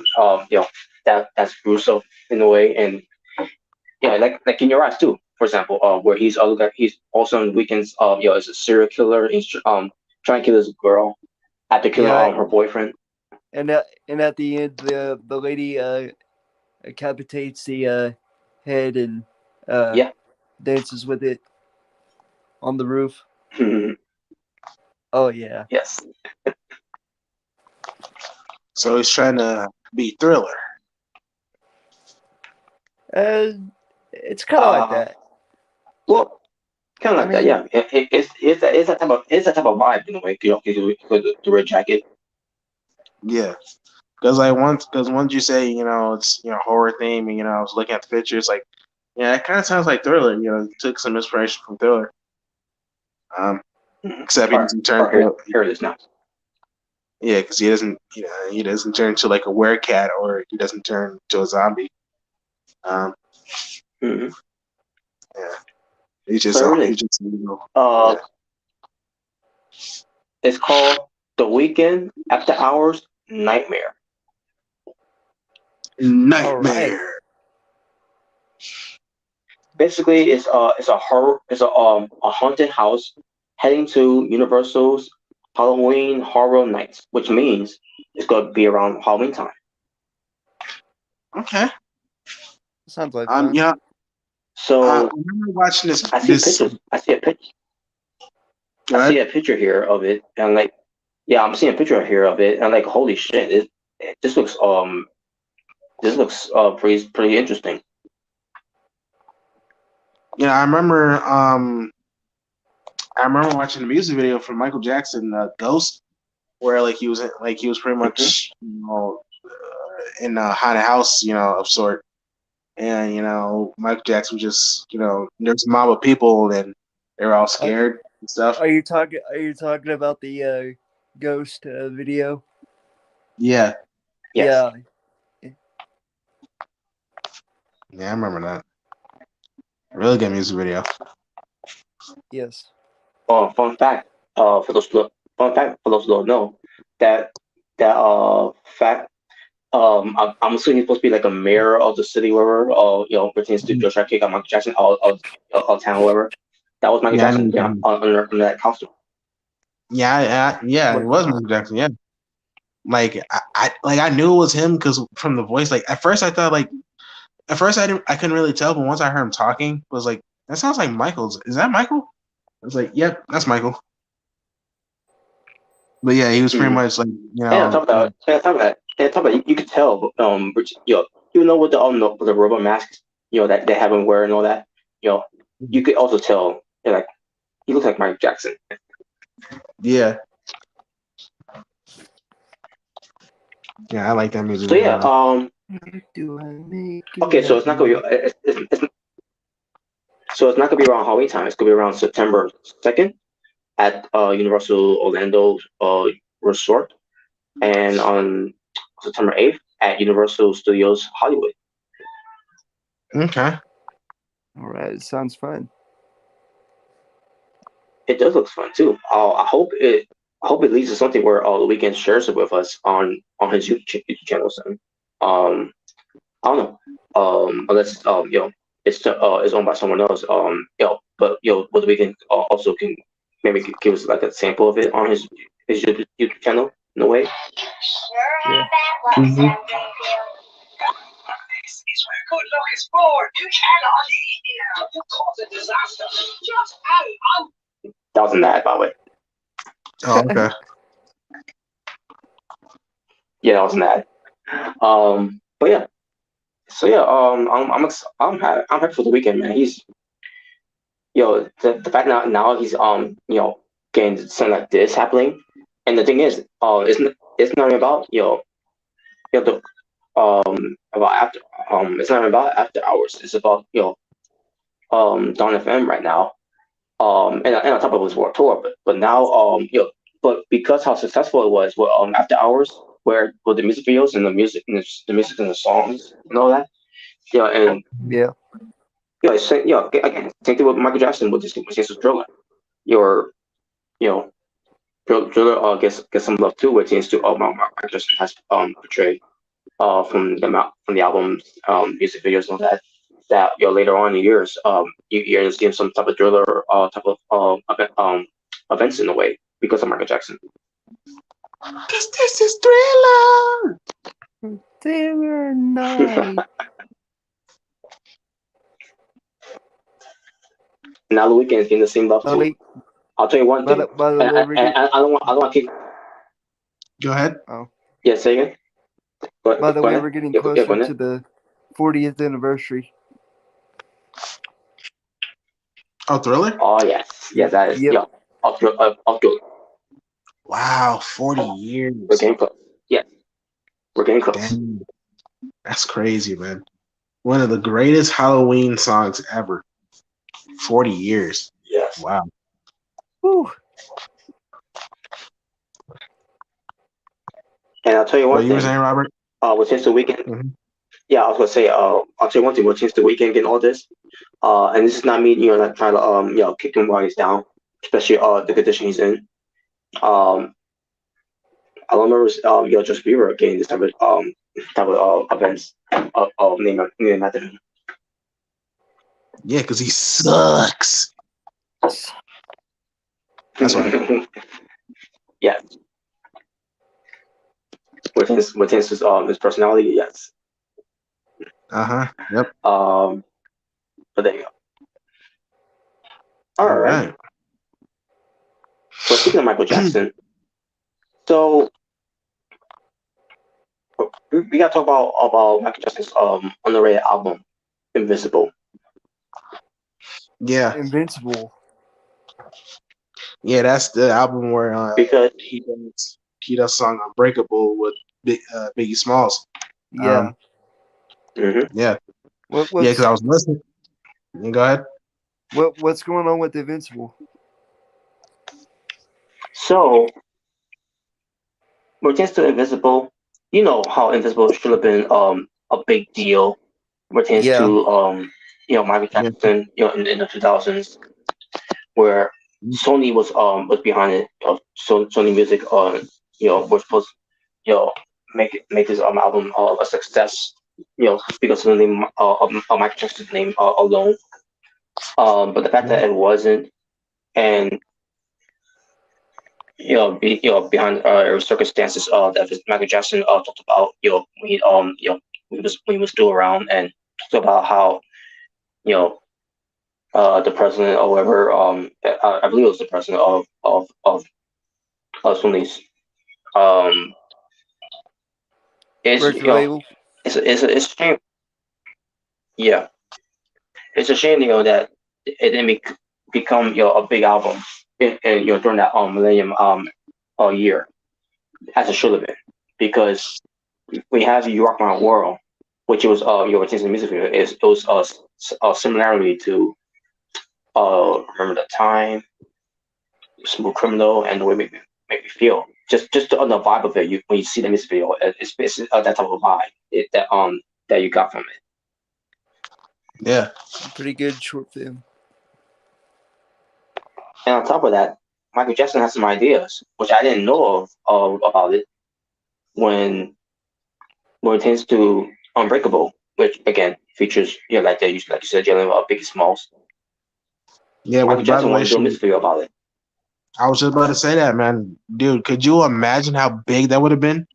Like freaking Michael Jackson and Biggie Yeah. Smalls in a music video together? Now, Dude, that would have been huge. yeah, that would have been even when when he did this time around with with Notorious B.I.G. With history. Yeah, man. Yeah. Now here's the thing. Now, even though this was in 2001, at that time Biggie was already gone in '97. Yeah. Yeah. Mike Jackson's idea was to have a hologram of Biggie Smalls in the music video. That would have been fine. That would have been cool. Yeah. Yeah. And those no music videos was happening too. Say it again? Yeah, those no music videos was happening too. Of Coming Out Invisible, called Threaten. Called what? Say it again? Which one? Oh, Threat. the Threaten. song Invincible? Threaten? No, Threaten. Oh, okay. Okay. Because Threaten is it's also a music that's also sound like it's you listen to on Halloween. It's a Halloween theme type of way too. You should be watching me. You should feel dreading while you sleep, while you creep. You should feel threatened. You should feel threatened by me. It's Man, I hope someday like they make a music video of freaking Unbreakable, man, because that song is so great. Like that has to be a music video. Mm-hmm. That has to be. I don't care if it's animated. I don't care if it's animated or you use holograms. I don't care. You gotta make a music video with that, man. You got to. Either way could work. Yeah, either way could work. I just hope so too. And as far as Burton, it could have been on that level of Michael Jackson's Thriller. If that would have happened, because Michael Jackson, has some ideas. He could have something that that could be comparable to Thriller's music video for Threaten, but never happened either because Sony Music, those people behind this, behind the album, wasn't really committed to it. No. Yeah. Yeah, Sony is. Yeah, because I remember like Michael Jackson was saying, like I forgot his name, but like he was saying like he was a devil, pretty much. I mean, he was pretty much bad mouthing Sony as a whole, how shady they were. What's his name? What was his name? Tony Matello or something like that. Montello, Smart. Yeah. Um, But also, you mentioned something, Nick, Invisible. That could have been the music video too. Just on the name Invisible itself, that could have been a music video as well. That Yeah, no, Mark just that could have been it. yo, yeah. I would have loved to have seen that. yeah, man.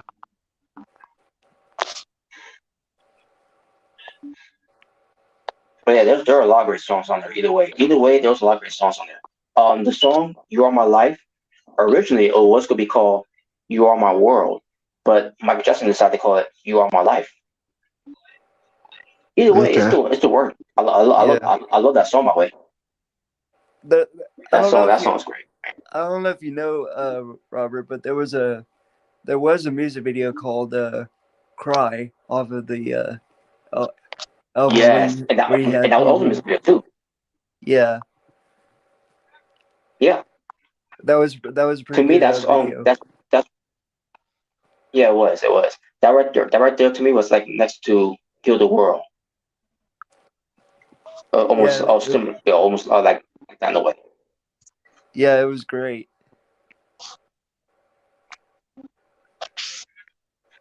Oh man, man, and on top of that, butterflies. That also could have been great too for music video. It tends to have an Eve on there. A music video itself. Not talking about a song that has not doesn't have Eve in there. Because there was a single of where it does feature Eve, but I'm talking about where it tends a music video where you have Michael Jackson and Eve doing a music video together. Um, Yeah. that would have been a great too. What Yeah. about Break It Dawn? Oh man, and especially that song because that song's a number one hit. That ends up being on number one I'm just number one albums. It's called number ones. I was meant to say. Yeah, I think that could have been a music video. I would like to have seen that. Yeah, man. Yeah, definitely. So it's a shame. Yeah. Oh, that Chucky is in the chat saying, "I am the devil. I'm the devil." Hey, what? Good to see you, Chucky. And yes, Chucky is indeed the devil. Um. Yeah. Because I didn't know about this song until because I found this a few years ago. Like, it wasn't even that long. Because I was looking through I was listening to Michael Jackson songs and I found Unbreakable. And when I heard Biggie, I didn't expect Biggie to be in it. I was like, wait a minute, he did a song with Biggie Smalls. I'm like, what? I need my It's like privacy. how is this not like a music Yeah, video? yeah. I was My, asking some questions, and then my privacy. I look up the Yeah, whole yeah. I look up the whole thing, with the whole album, why the whole controversy with it. It's like, okay, I think I started to get it. 2,000 watts. It was just very unfortunate. Definitely gonna make some music video with those songs.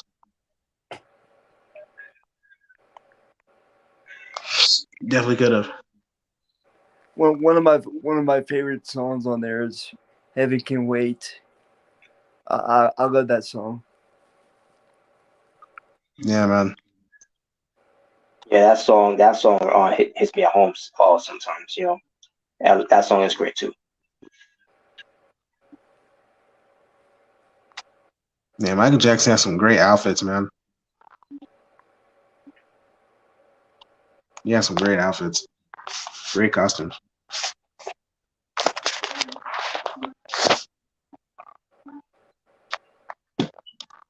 Yeah. So, what's the next topic?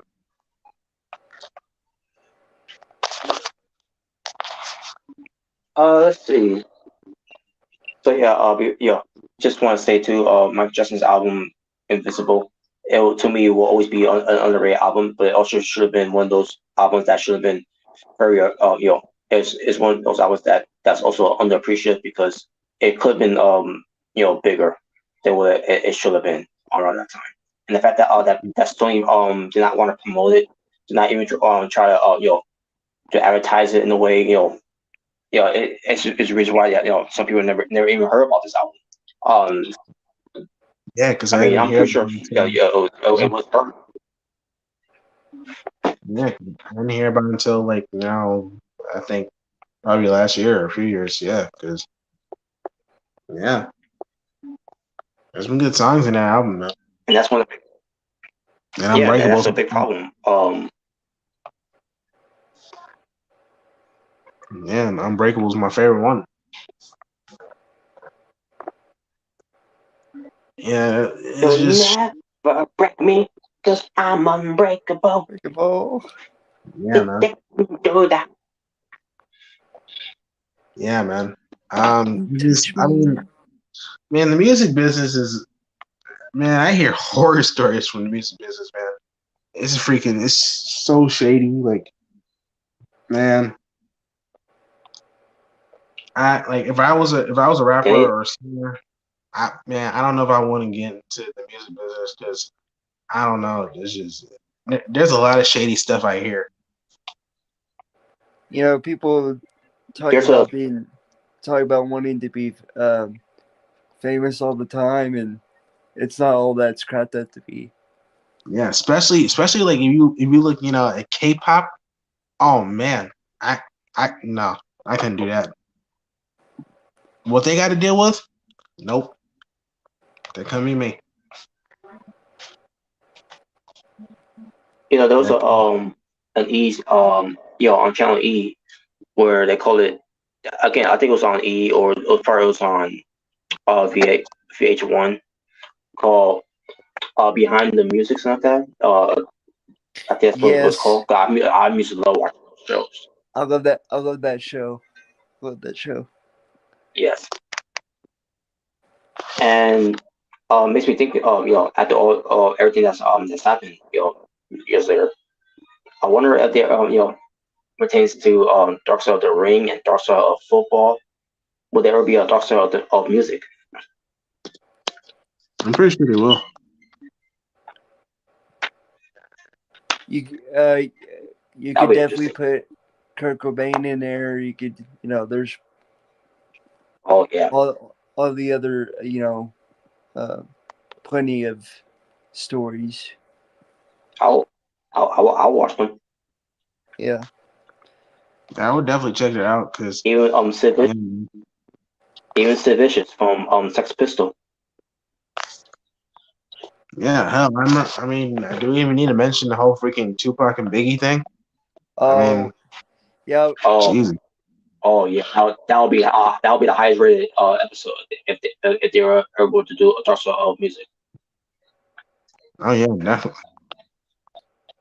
definitely. I don't know if you know this, but I've been watching the Dark Side of the 90s episodes. Oh, there's a show. Oh yeah. There's. I got watched that. I got watched that too. By the way, I got heard about that. Like, damn it, how did I hear about that? Yeah, pretty interesting. Yeah. I think I've heard of it. I think I probably see commercials, but I probably forgot. Yeah. I'll check. All right. I'll look it up. All right. Yeah, that was fun though. Oh, there's another topic I do want to talk about. Very first. Change the avatar. Let's see here. Let's see what. Okay, I know what to use. And this picture itself should have been should be a tall tale of why is this show is not on Netflix. I'll do it. Just give me a chance. Just give me a chance to show it right now. Okay, here we go. To my thing here because I got something to say. Because I don't know if you guys attention to Netflix. I watch it sometimes, Well, a lot. Mm-hmm. Yeah, I watch it sometimes. Because I don't know if any of you heard lately, pertains to some things that have been added, and like that's cool. I'm just waiting for this one to be added, which I'm gonna show you right now. All right.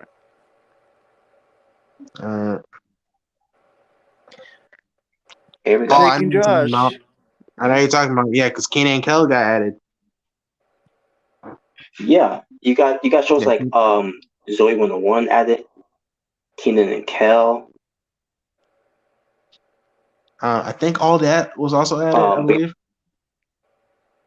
Was all that added? I think so. I didn't check. I didn't bother checking, but yeah, yeah. But if it is added, you got I don't know if it's not, but if it is, all that Keenan and Kel, Zoe 101, Victoria, iCarly, Big Time Rush. Yeah, Big Time Rush. Yeah, those have been there for a while. Big Time Rush, iCarly, Victorious. Obviously, yeah. Obviously, yeah. And Sam Cat. But yeah, that's I'm like this. I'm like this is great, man. But I like some stuff. Okay, all great, no. And I also heard from my brother that Dragon Ball and Dragon Ball Z might be also added in there too, pretty soon. Yeah. Oh, Dragon Ball Z. Because you also got Yu-Gi-Oh on there too, and Digimon. Oh yeah, Yu-Gi-Oh. Yeah, that's there. That's what I was watching for a little bit. Yu-Gi-Oh. Yes. And I think they got. And I'm thinking to myself, okay, you got. Say again? I think they got some decks there. Yeah. But yeah, Drake and Josh. But yeah, all these shows that you got on Netflix, but yet this show Drake and Josh is not on there. My thing is because of Drake Bell. Yeah, with the whole controversy. Yeah. Yeah, because that should have been over now because he was clear of that he did nothing wrong. Yeah. Yeah. It was on Hulu. Is it still on Hulu? But you can watch it on Hulu, Paramount. Yeah, I'm sure Paramount has it. I can't remember. I think also Voodoo. Voodoo, I think that's what's called. Yeah, Voodoo. Yeah. Oh man, but come on, show some love to Drake and Josh, man. yeah, that's one of my all-time favorite shows. And you know what? And at least I don't know they added it, but Net's Declassified was also a great show. Yes, I recently I think you're right. Yeah, I think you're right. That show was great too. Yeah, Net's Declassified was awesome. We had some great shows when we were kids, man. That was growing up, man. Yeah, that was a good time for Nick. Even though I was already getting past my teen years, but I still enjoy those shows, man. Those shows kept me on watching, and like, my God, these shows are great. Yeah, man. Might have some silliness that will annoy me, whatever have you, but it's like some actings just don't want me to just throw myself out of the window, like, oh my God, this guy's terrible acting and this woman's terrible acting. And Josh had a share of that too. He had a handful of share of that before, but at the end of the day, it's these type of shows that they don't even try to showcase much of the acting because it's nothing but silly acting. That's all it is until they get to the real test of their acting skills. Yeah, when they get to serious moments. Yes. Like they be in serious movies and serious TV shows, whatever have you. Yeah, because I remember the episode. Josh is done. Like, he was pretty much done with Drake because Drake always. I thought it was his best performance. Yeah, like I remember, Drake was saying sorry to Josh. Apologizing to him. I remember that. Yeah, I thought that was his best performance. Minus the whole thing from the beginning. He was going way over of his over dramatic crying and whatever have you.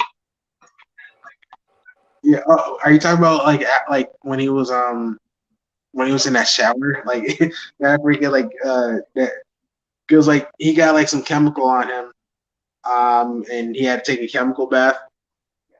Oh yeah. Oh no, no, I was talking about. No, that was. Oh no, that's Drake. I'm talking about with Josh, but he was late. That was funny, bro. Oh yeah, Yeah, like he was late, yeah, and he like I mean, it was he, it was funny, but it and was then, funny, but at the same time, like he's going overboard with his acting.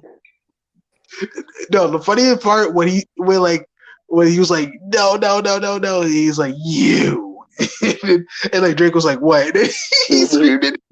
He screamed and I tried to just chase.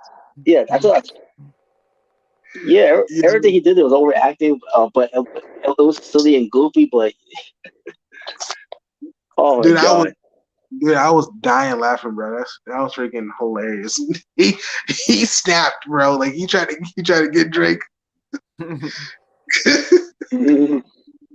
Oh man, those are good times, man. Ah, those are good times. But yeah, Drake and Josh should definitely be in yeah, Netflix. And that's declassified too. it should, it should, it should, it should. Yeah, I don't know. Well, I don't know if anyone remembers this show, but I still remember the show. Just Jordan. Oh Um, yeah, yeah. I It's heard it. just you know Yeah. what I'm talking about? Jordan. Yes, bro. It's Yes, just just Jordan. Jordan. Jordan. Yes, I remember the show, man. Yo, with Lil JJ, dude, I used to love that show. That was an underrated show, And right? there was also another show called there's called VP True. I think that's what it's True called. Jackson. True Jackson VP. Yeah. Yeah. That show. Yeah, that was I that love was that Kiki show. Palmer. Yeah. Yeah, I remember Yeah. that show. And look at her now. And look at her now. Yeah. Now, even before that show came out, I remember because I remember from two movies, like she was in Alicky and the Bee, and she was in one of the Yeah. Medea movies. Yeah, she was in one of the Medea movies. I forgot what it was called, but Yeah, yeah, I got to. yeah. But I remember seeing her in both of those movies. But yeah, True Jackson VP was really underrated too. I used to like that show. Mhm. Yeah. And even in the '90s, before those Kenan and Kel, um, I know you guys not gonna know this show, My Brother and Me. It was also created by Dan Snurd as well. Yeah, I actually don't. I don't think I know that show. Actually, I'm gonna have to look that Yeah, up. that show was good. Yeah, I'm gonna, that I'm show gonna was have to good look. too. Yeah, I think remember I only did one season, but I thought it was a good show though. yeah, I remember when they had the '90s are all that in Teen Nick. They still kind of have that. I remember they were showing some old '90s shows, all that. They were showing cartoons. I This is where I got to see the show Clarissa Explains It All. Explains it. Mm-hmm. Yeah, that's where I was Yeah, Curse Spencer. yeah, that's where I got the opportunity to see that show. Speaking of all that, that's now on Netflix too. It is. Yep. Yeah, I recently started watching that. yeah, man, all that, man. All that. Still remember. All that. I remember, in my old house in Georgia. I remember, I had some Trix yogurt, and I was watching some all that episode, man. I still somehow remember that. Those were the days, man. Good show. Really good show, man. Really. So I remember Romeo actually used to have a show too. You remember Romeo? Yes, Little Romeo. He used to have his own show too. Yeah. Yeah, he did. Yeah.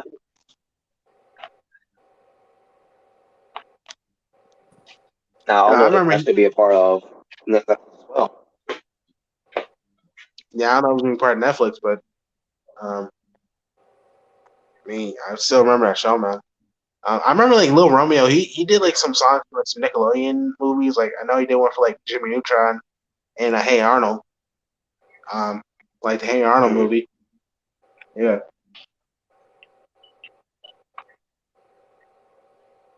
But yeah, but the fact that Drake and Josh is not even on Netflix. Netflix. What the fuck?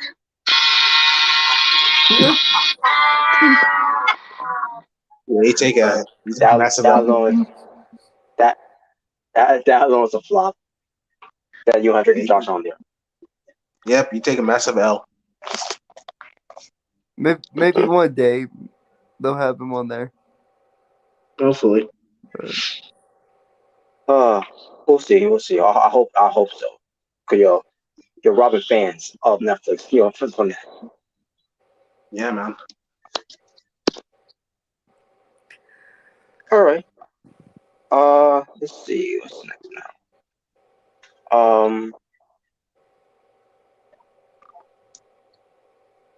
Can't remember what was next. Let's see. Right now.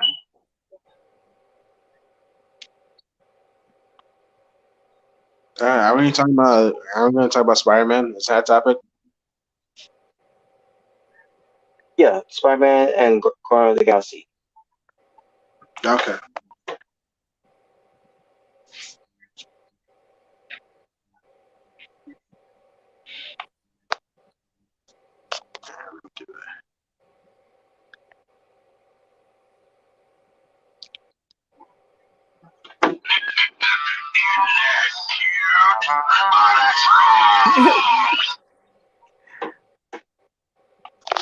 From two stupid dolls.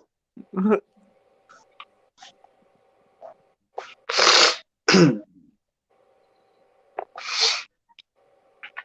was Spider-Man.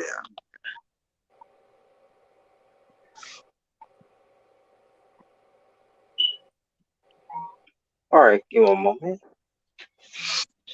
Let me see.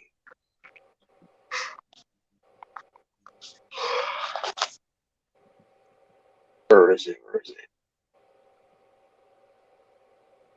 All right, I got it now. Oh wait a minute. Okay, never mind. I screwed up a little bit. Before I talk about it, I just want to say Tom Holland as Spider-Man.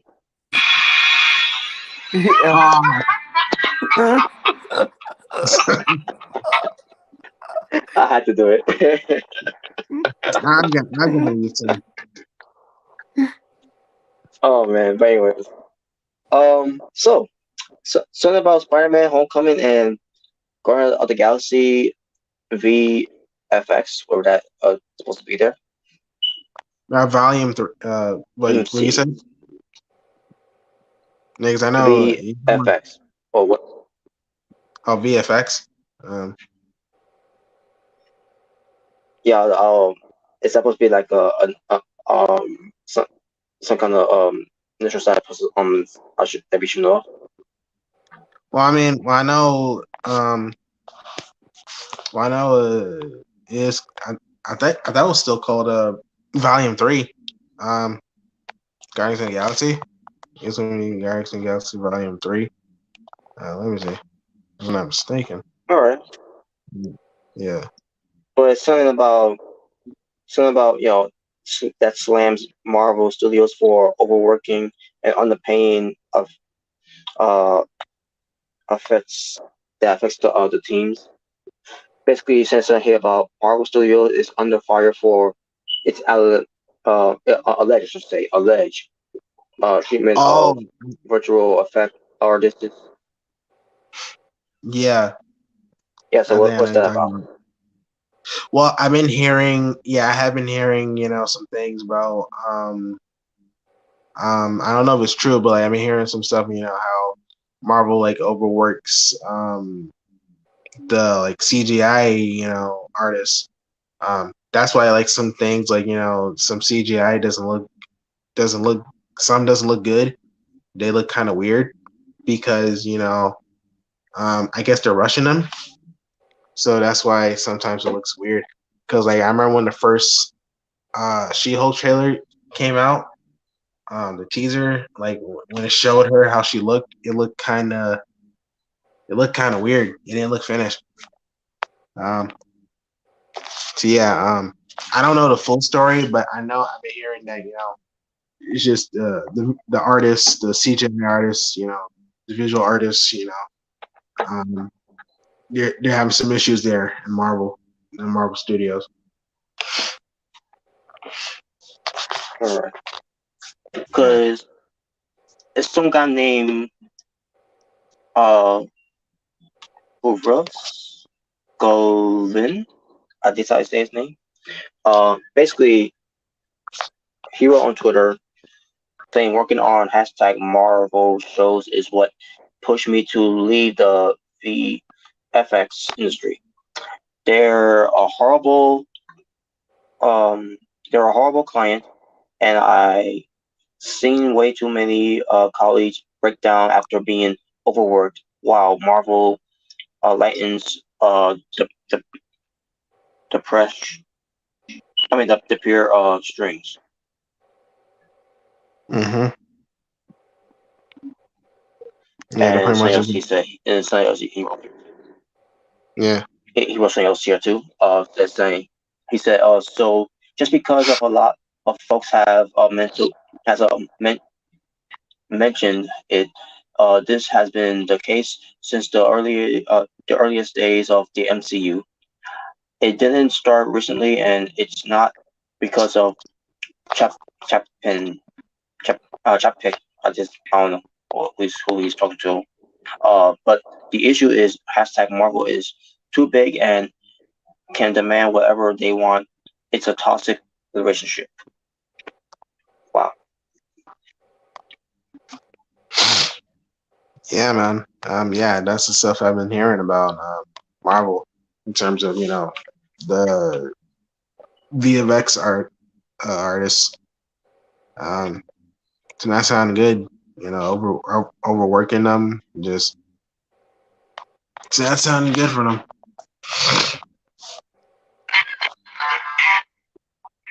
Sorry, I finished it. Yeah, man. Yeah, because that probably will explain why some of like I said, some CGI looks kind of unfinished.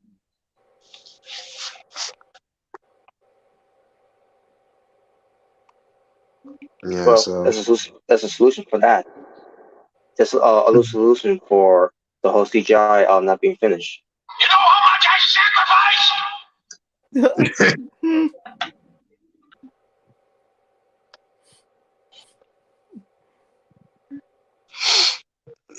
yeah.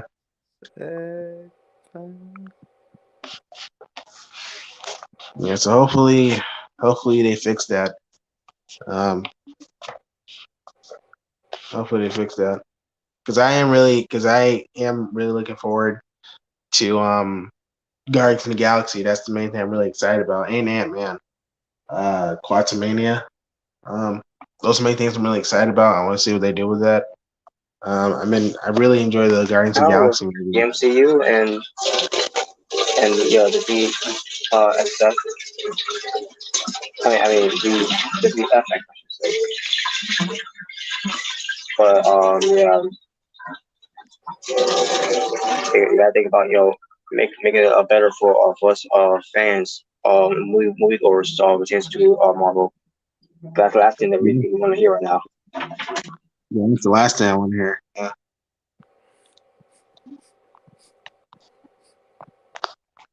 Yes, hopefully they fix that.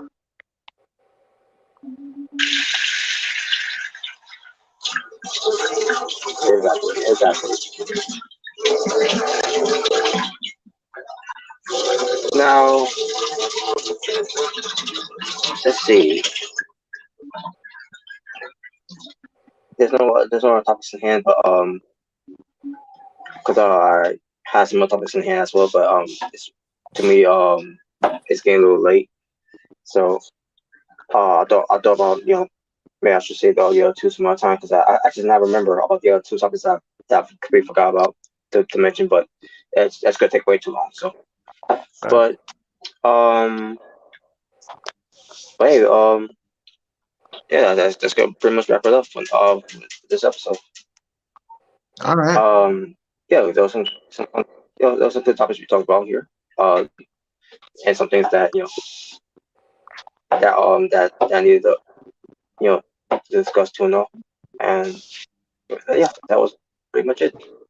So, again, whenever Red sends me the download video of that infamous episode that I was talking about that I completely forgot about that was on his channel. Why I said it was lost because again I had a lot on my mind on that day, so like it was a where was that episode? I thought I had it. I remember we did it, so I don't know what happened to it. So, but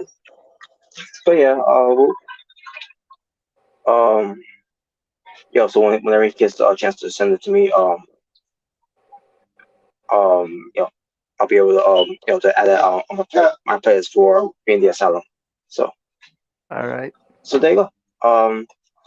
So you have anything to say before we show up here? Kids, don't do drugs. Stay in school. That's all I got.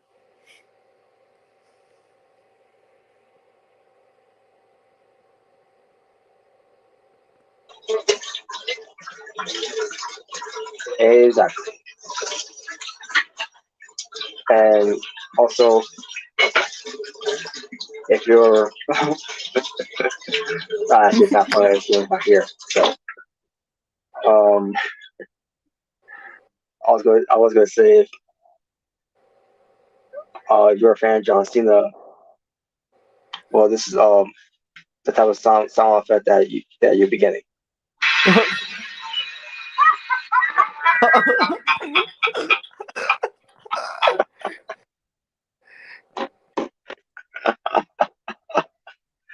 But yeah, there you go. I would have used the John Cena Suns song with the crowd chants. But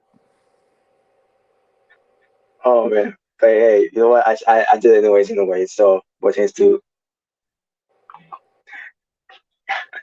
But hey, also not just with John Cena. I mean, well, John Cena, it's whatever. But if you're a fan of Lash Legend and you think what she's doing on NXT 2.0 is great,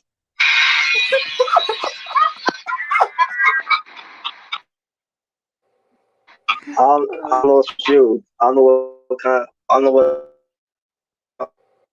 what you see any type of talent and that's my reaction to you if you're a fan of hers.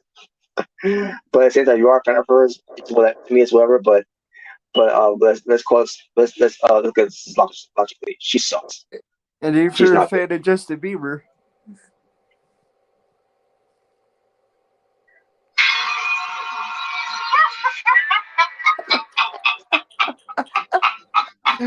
oh, Yes, I agree. But there you go. But hey, if also actual talent like an AJ Styles, Shinsuke Nakamura, Michael Jackson, The Weeknd, um, even those are who within some movies as well. Where have you that that are talented like a Chris Evans, um, or Robert Downey Jr. Even Spider Jim Carrey. If you're a fan of Spider-Man with Tobey Tobey Maguire. Maguire.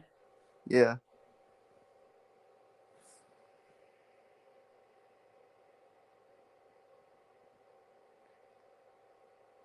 Yeah, Drake and those type of Josh. people that's great talent. There you go. That's for you people. It's positive. It's positive. So, Yeah.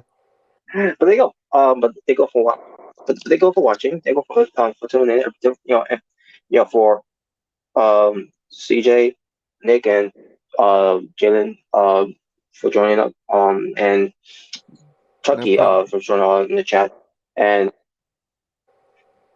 and basically, for anyone else that view and just watches for the sake of watching, they go for watching and um don't know what we're gonna do in the next being this asylum, but I'll let y'all know eventually. But the next time when we do one, we're gonna be talking about SummerSlam. All right. So tune in for that one. Even if we don't talk about on being the asylum, we'll definitely will talk about next week's dynamite. After when we're done watching the show. Um, Either way, and also Ric Flair's last match, pay per view, blah Who blah blah. cares? Which by the way, if by the way, if everyone thinks that Ric Flair's that's gonna be his last match,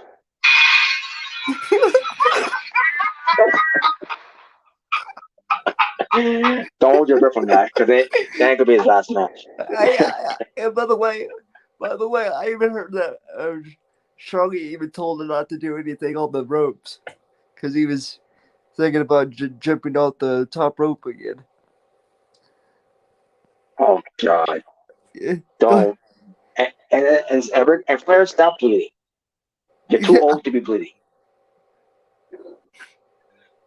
Oh my God, it's gonna. I've heard that's gonna happen on that show. That's the only thing I'm not excited for, and it sucks too because Jay Leto's in there, Andrade is in there. Yes. Why do you waste good talent over a 70-something-year-old man?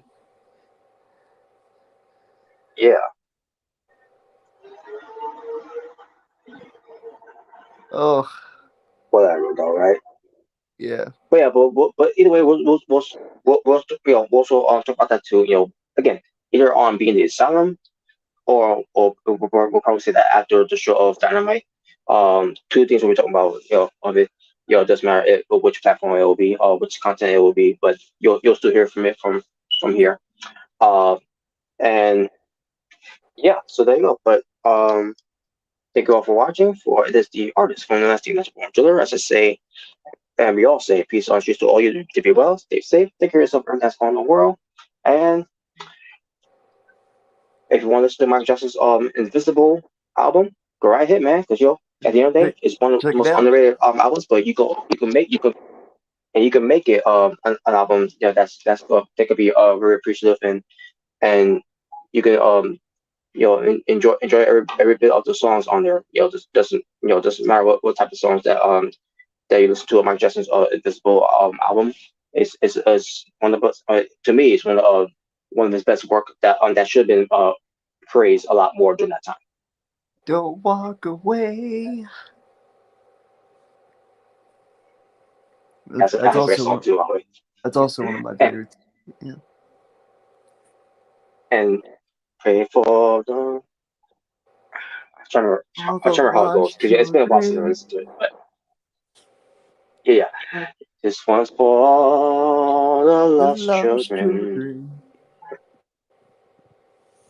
And they were great, man. And it's a shame that it never got the appreciation that it should have gotten behind Sony. That Sony should at least try to put some effort into it to actually have people go out there and it really put that on the map. Sony sucks. Yeah. Except Sony's except Sony PlayStation though. That's great. Yeah, except for that, yeah. But as far as everything else, Which by the way, if you're a fan of if you're a fan of Sony's PlayStation,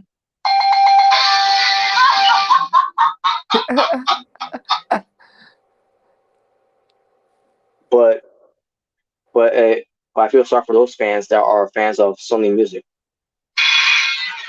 oh.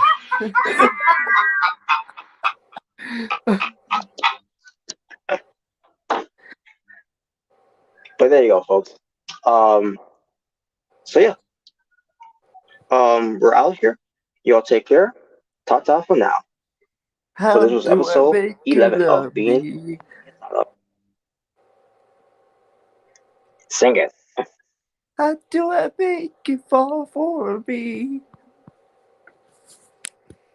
How do I make you wanna be? That's pretty good. That's a pretty good song. And make it last eternity. Yes, I agree.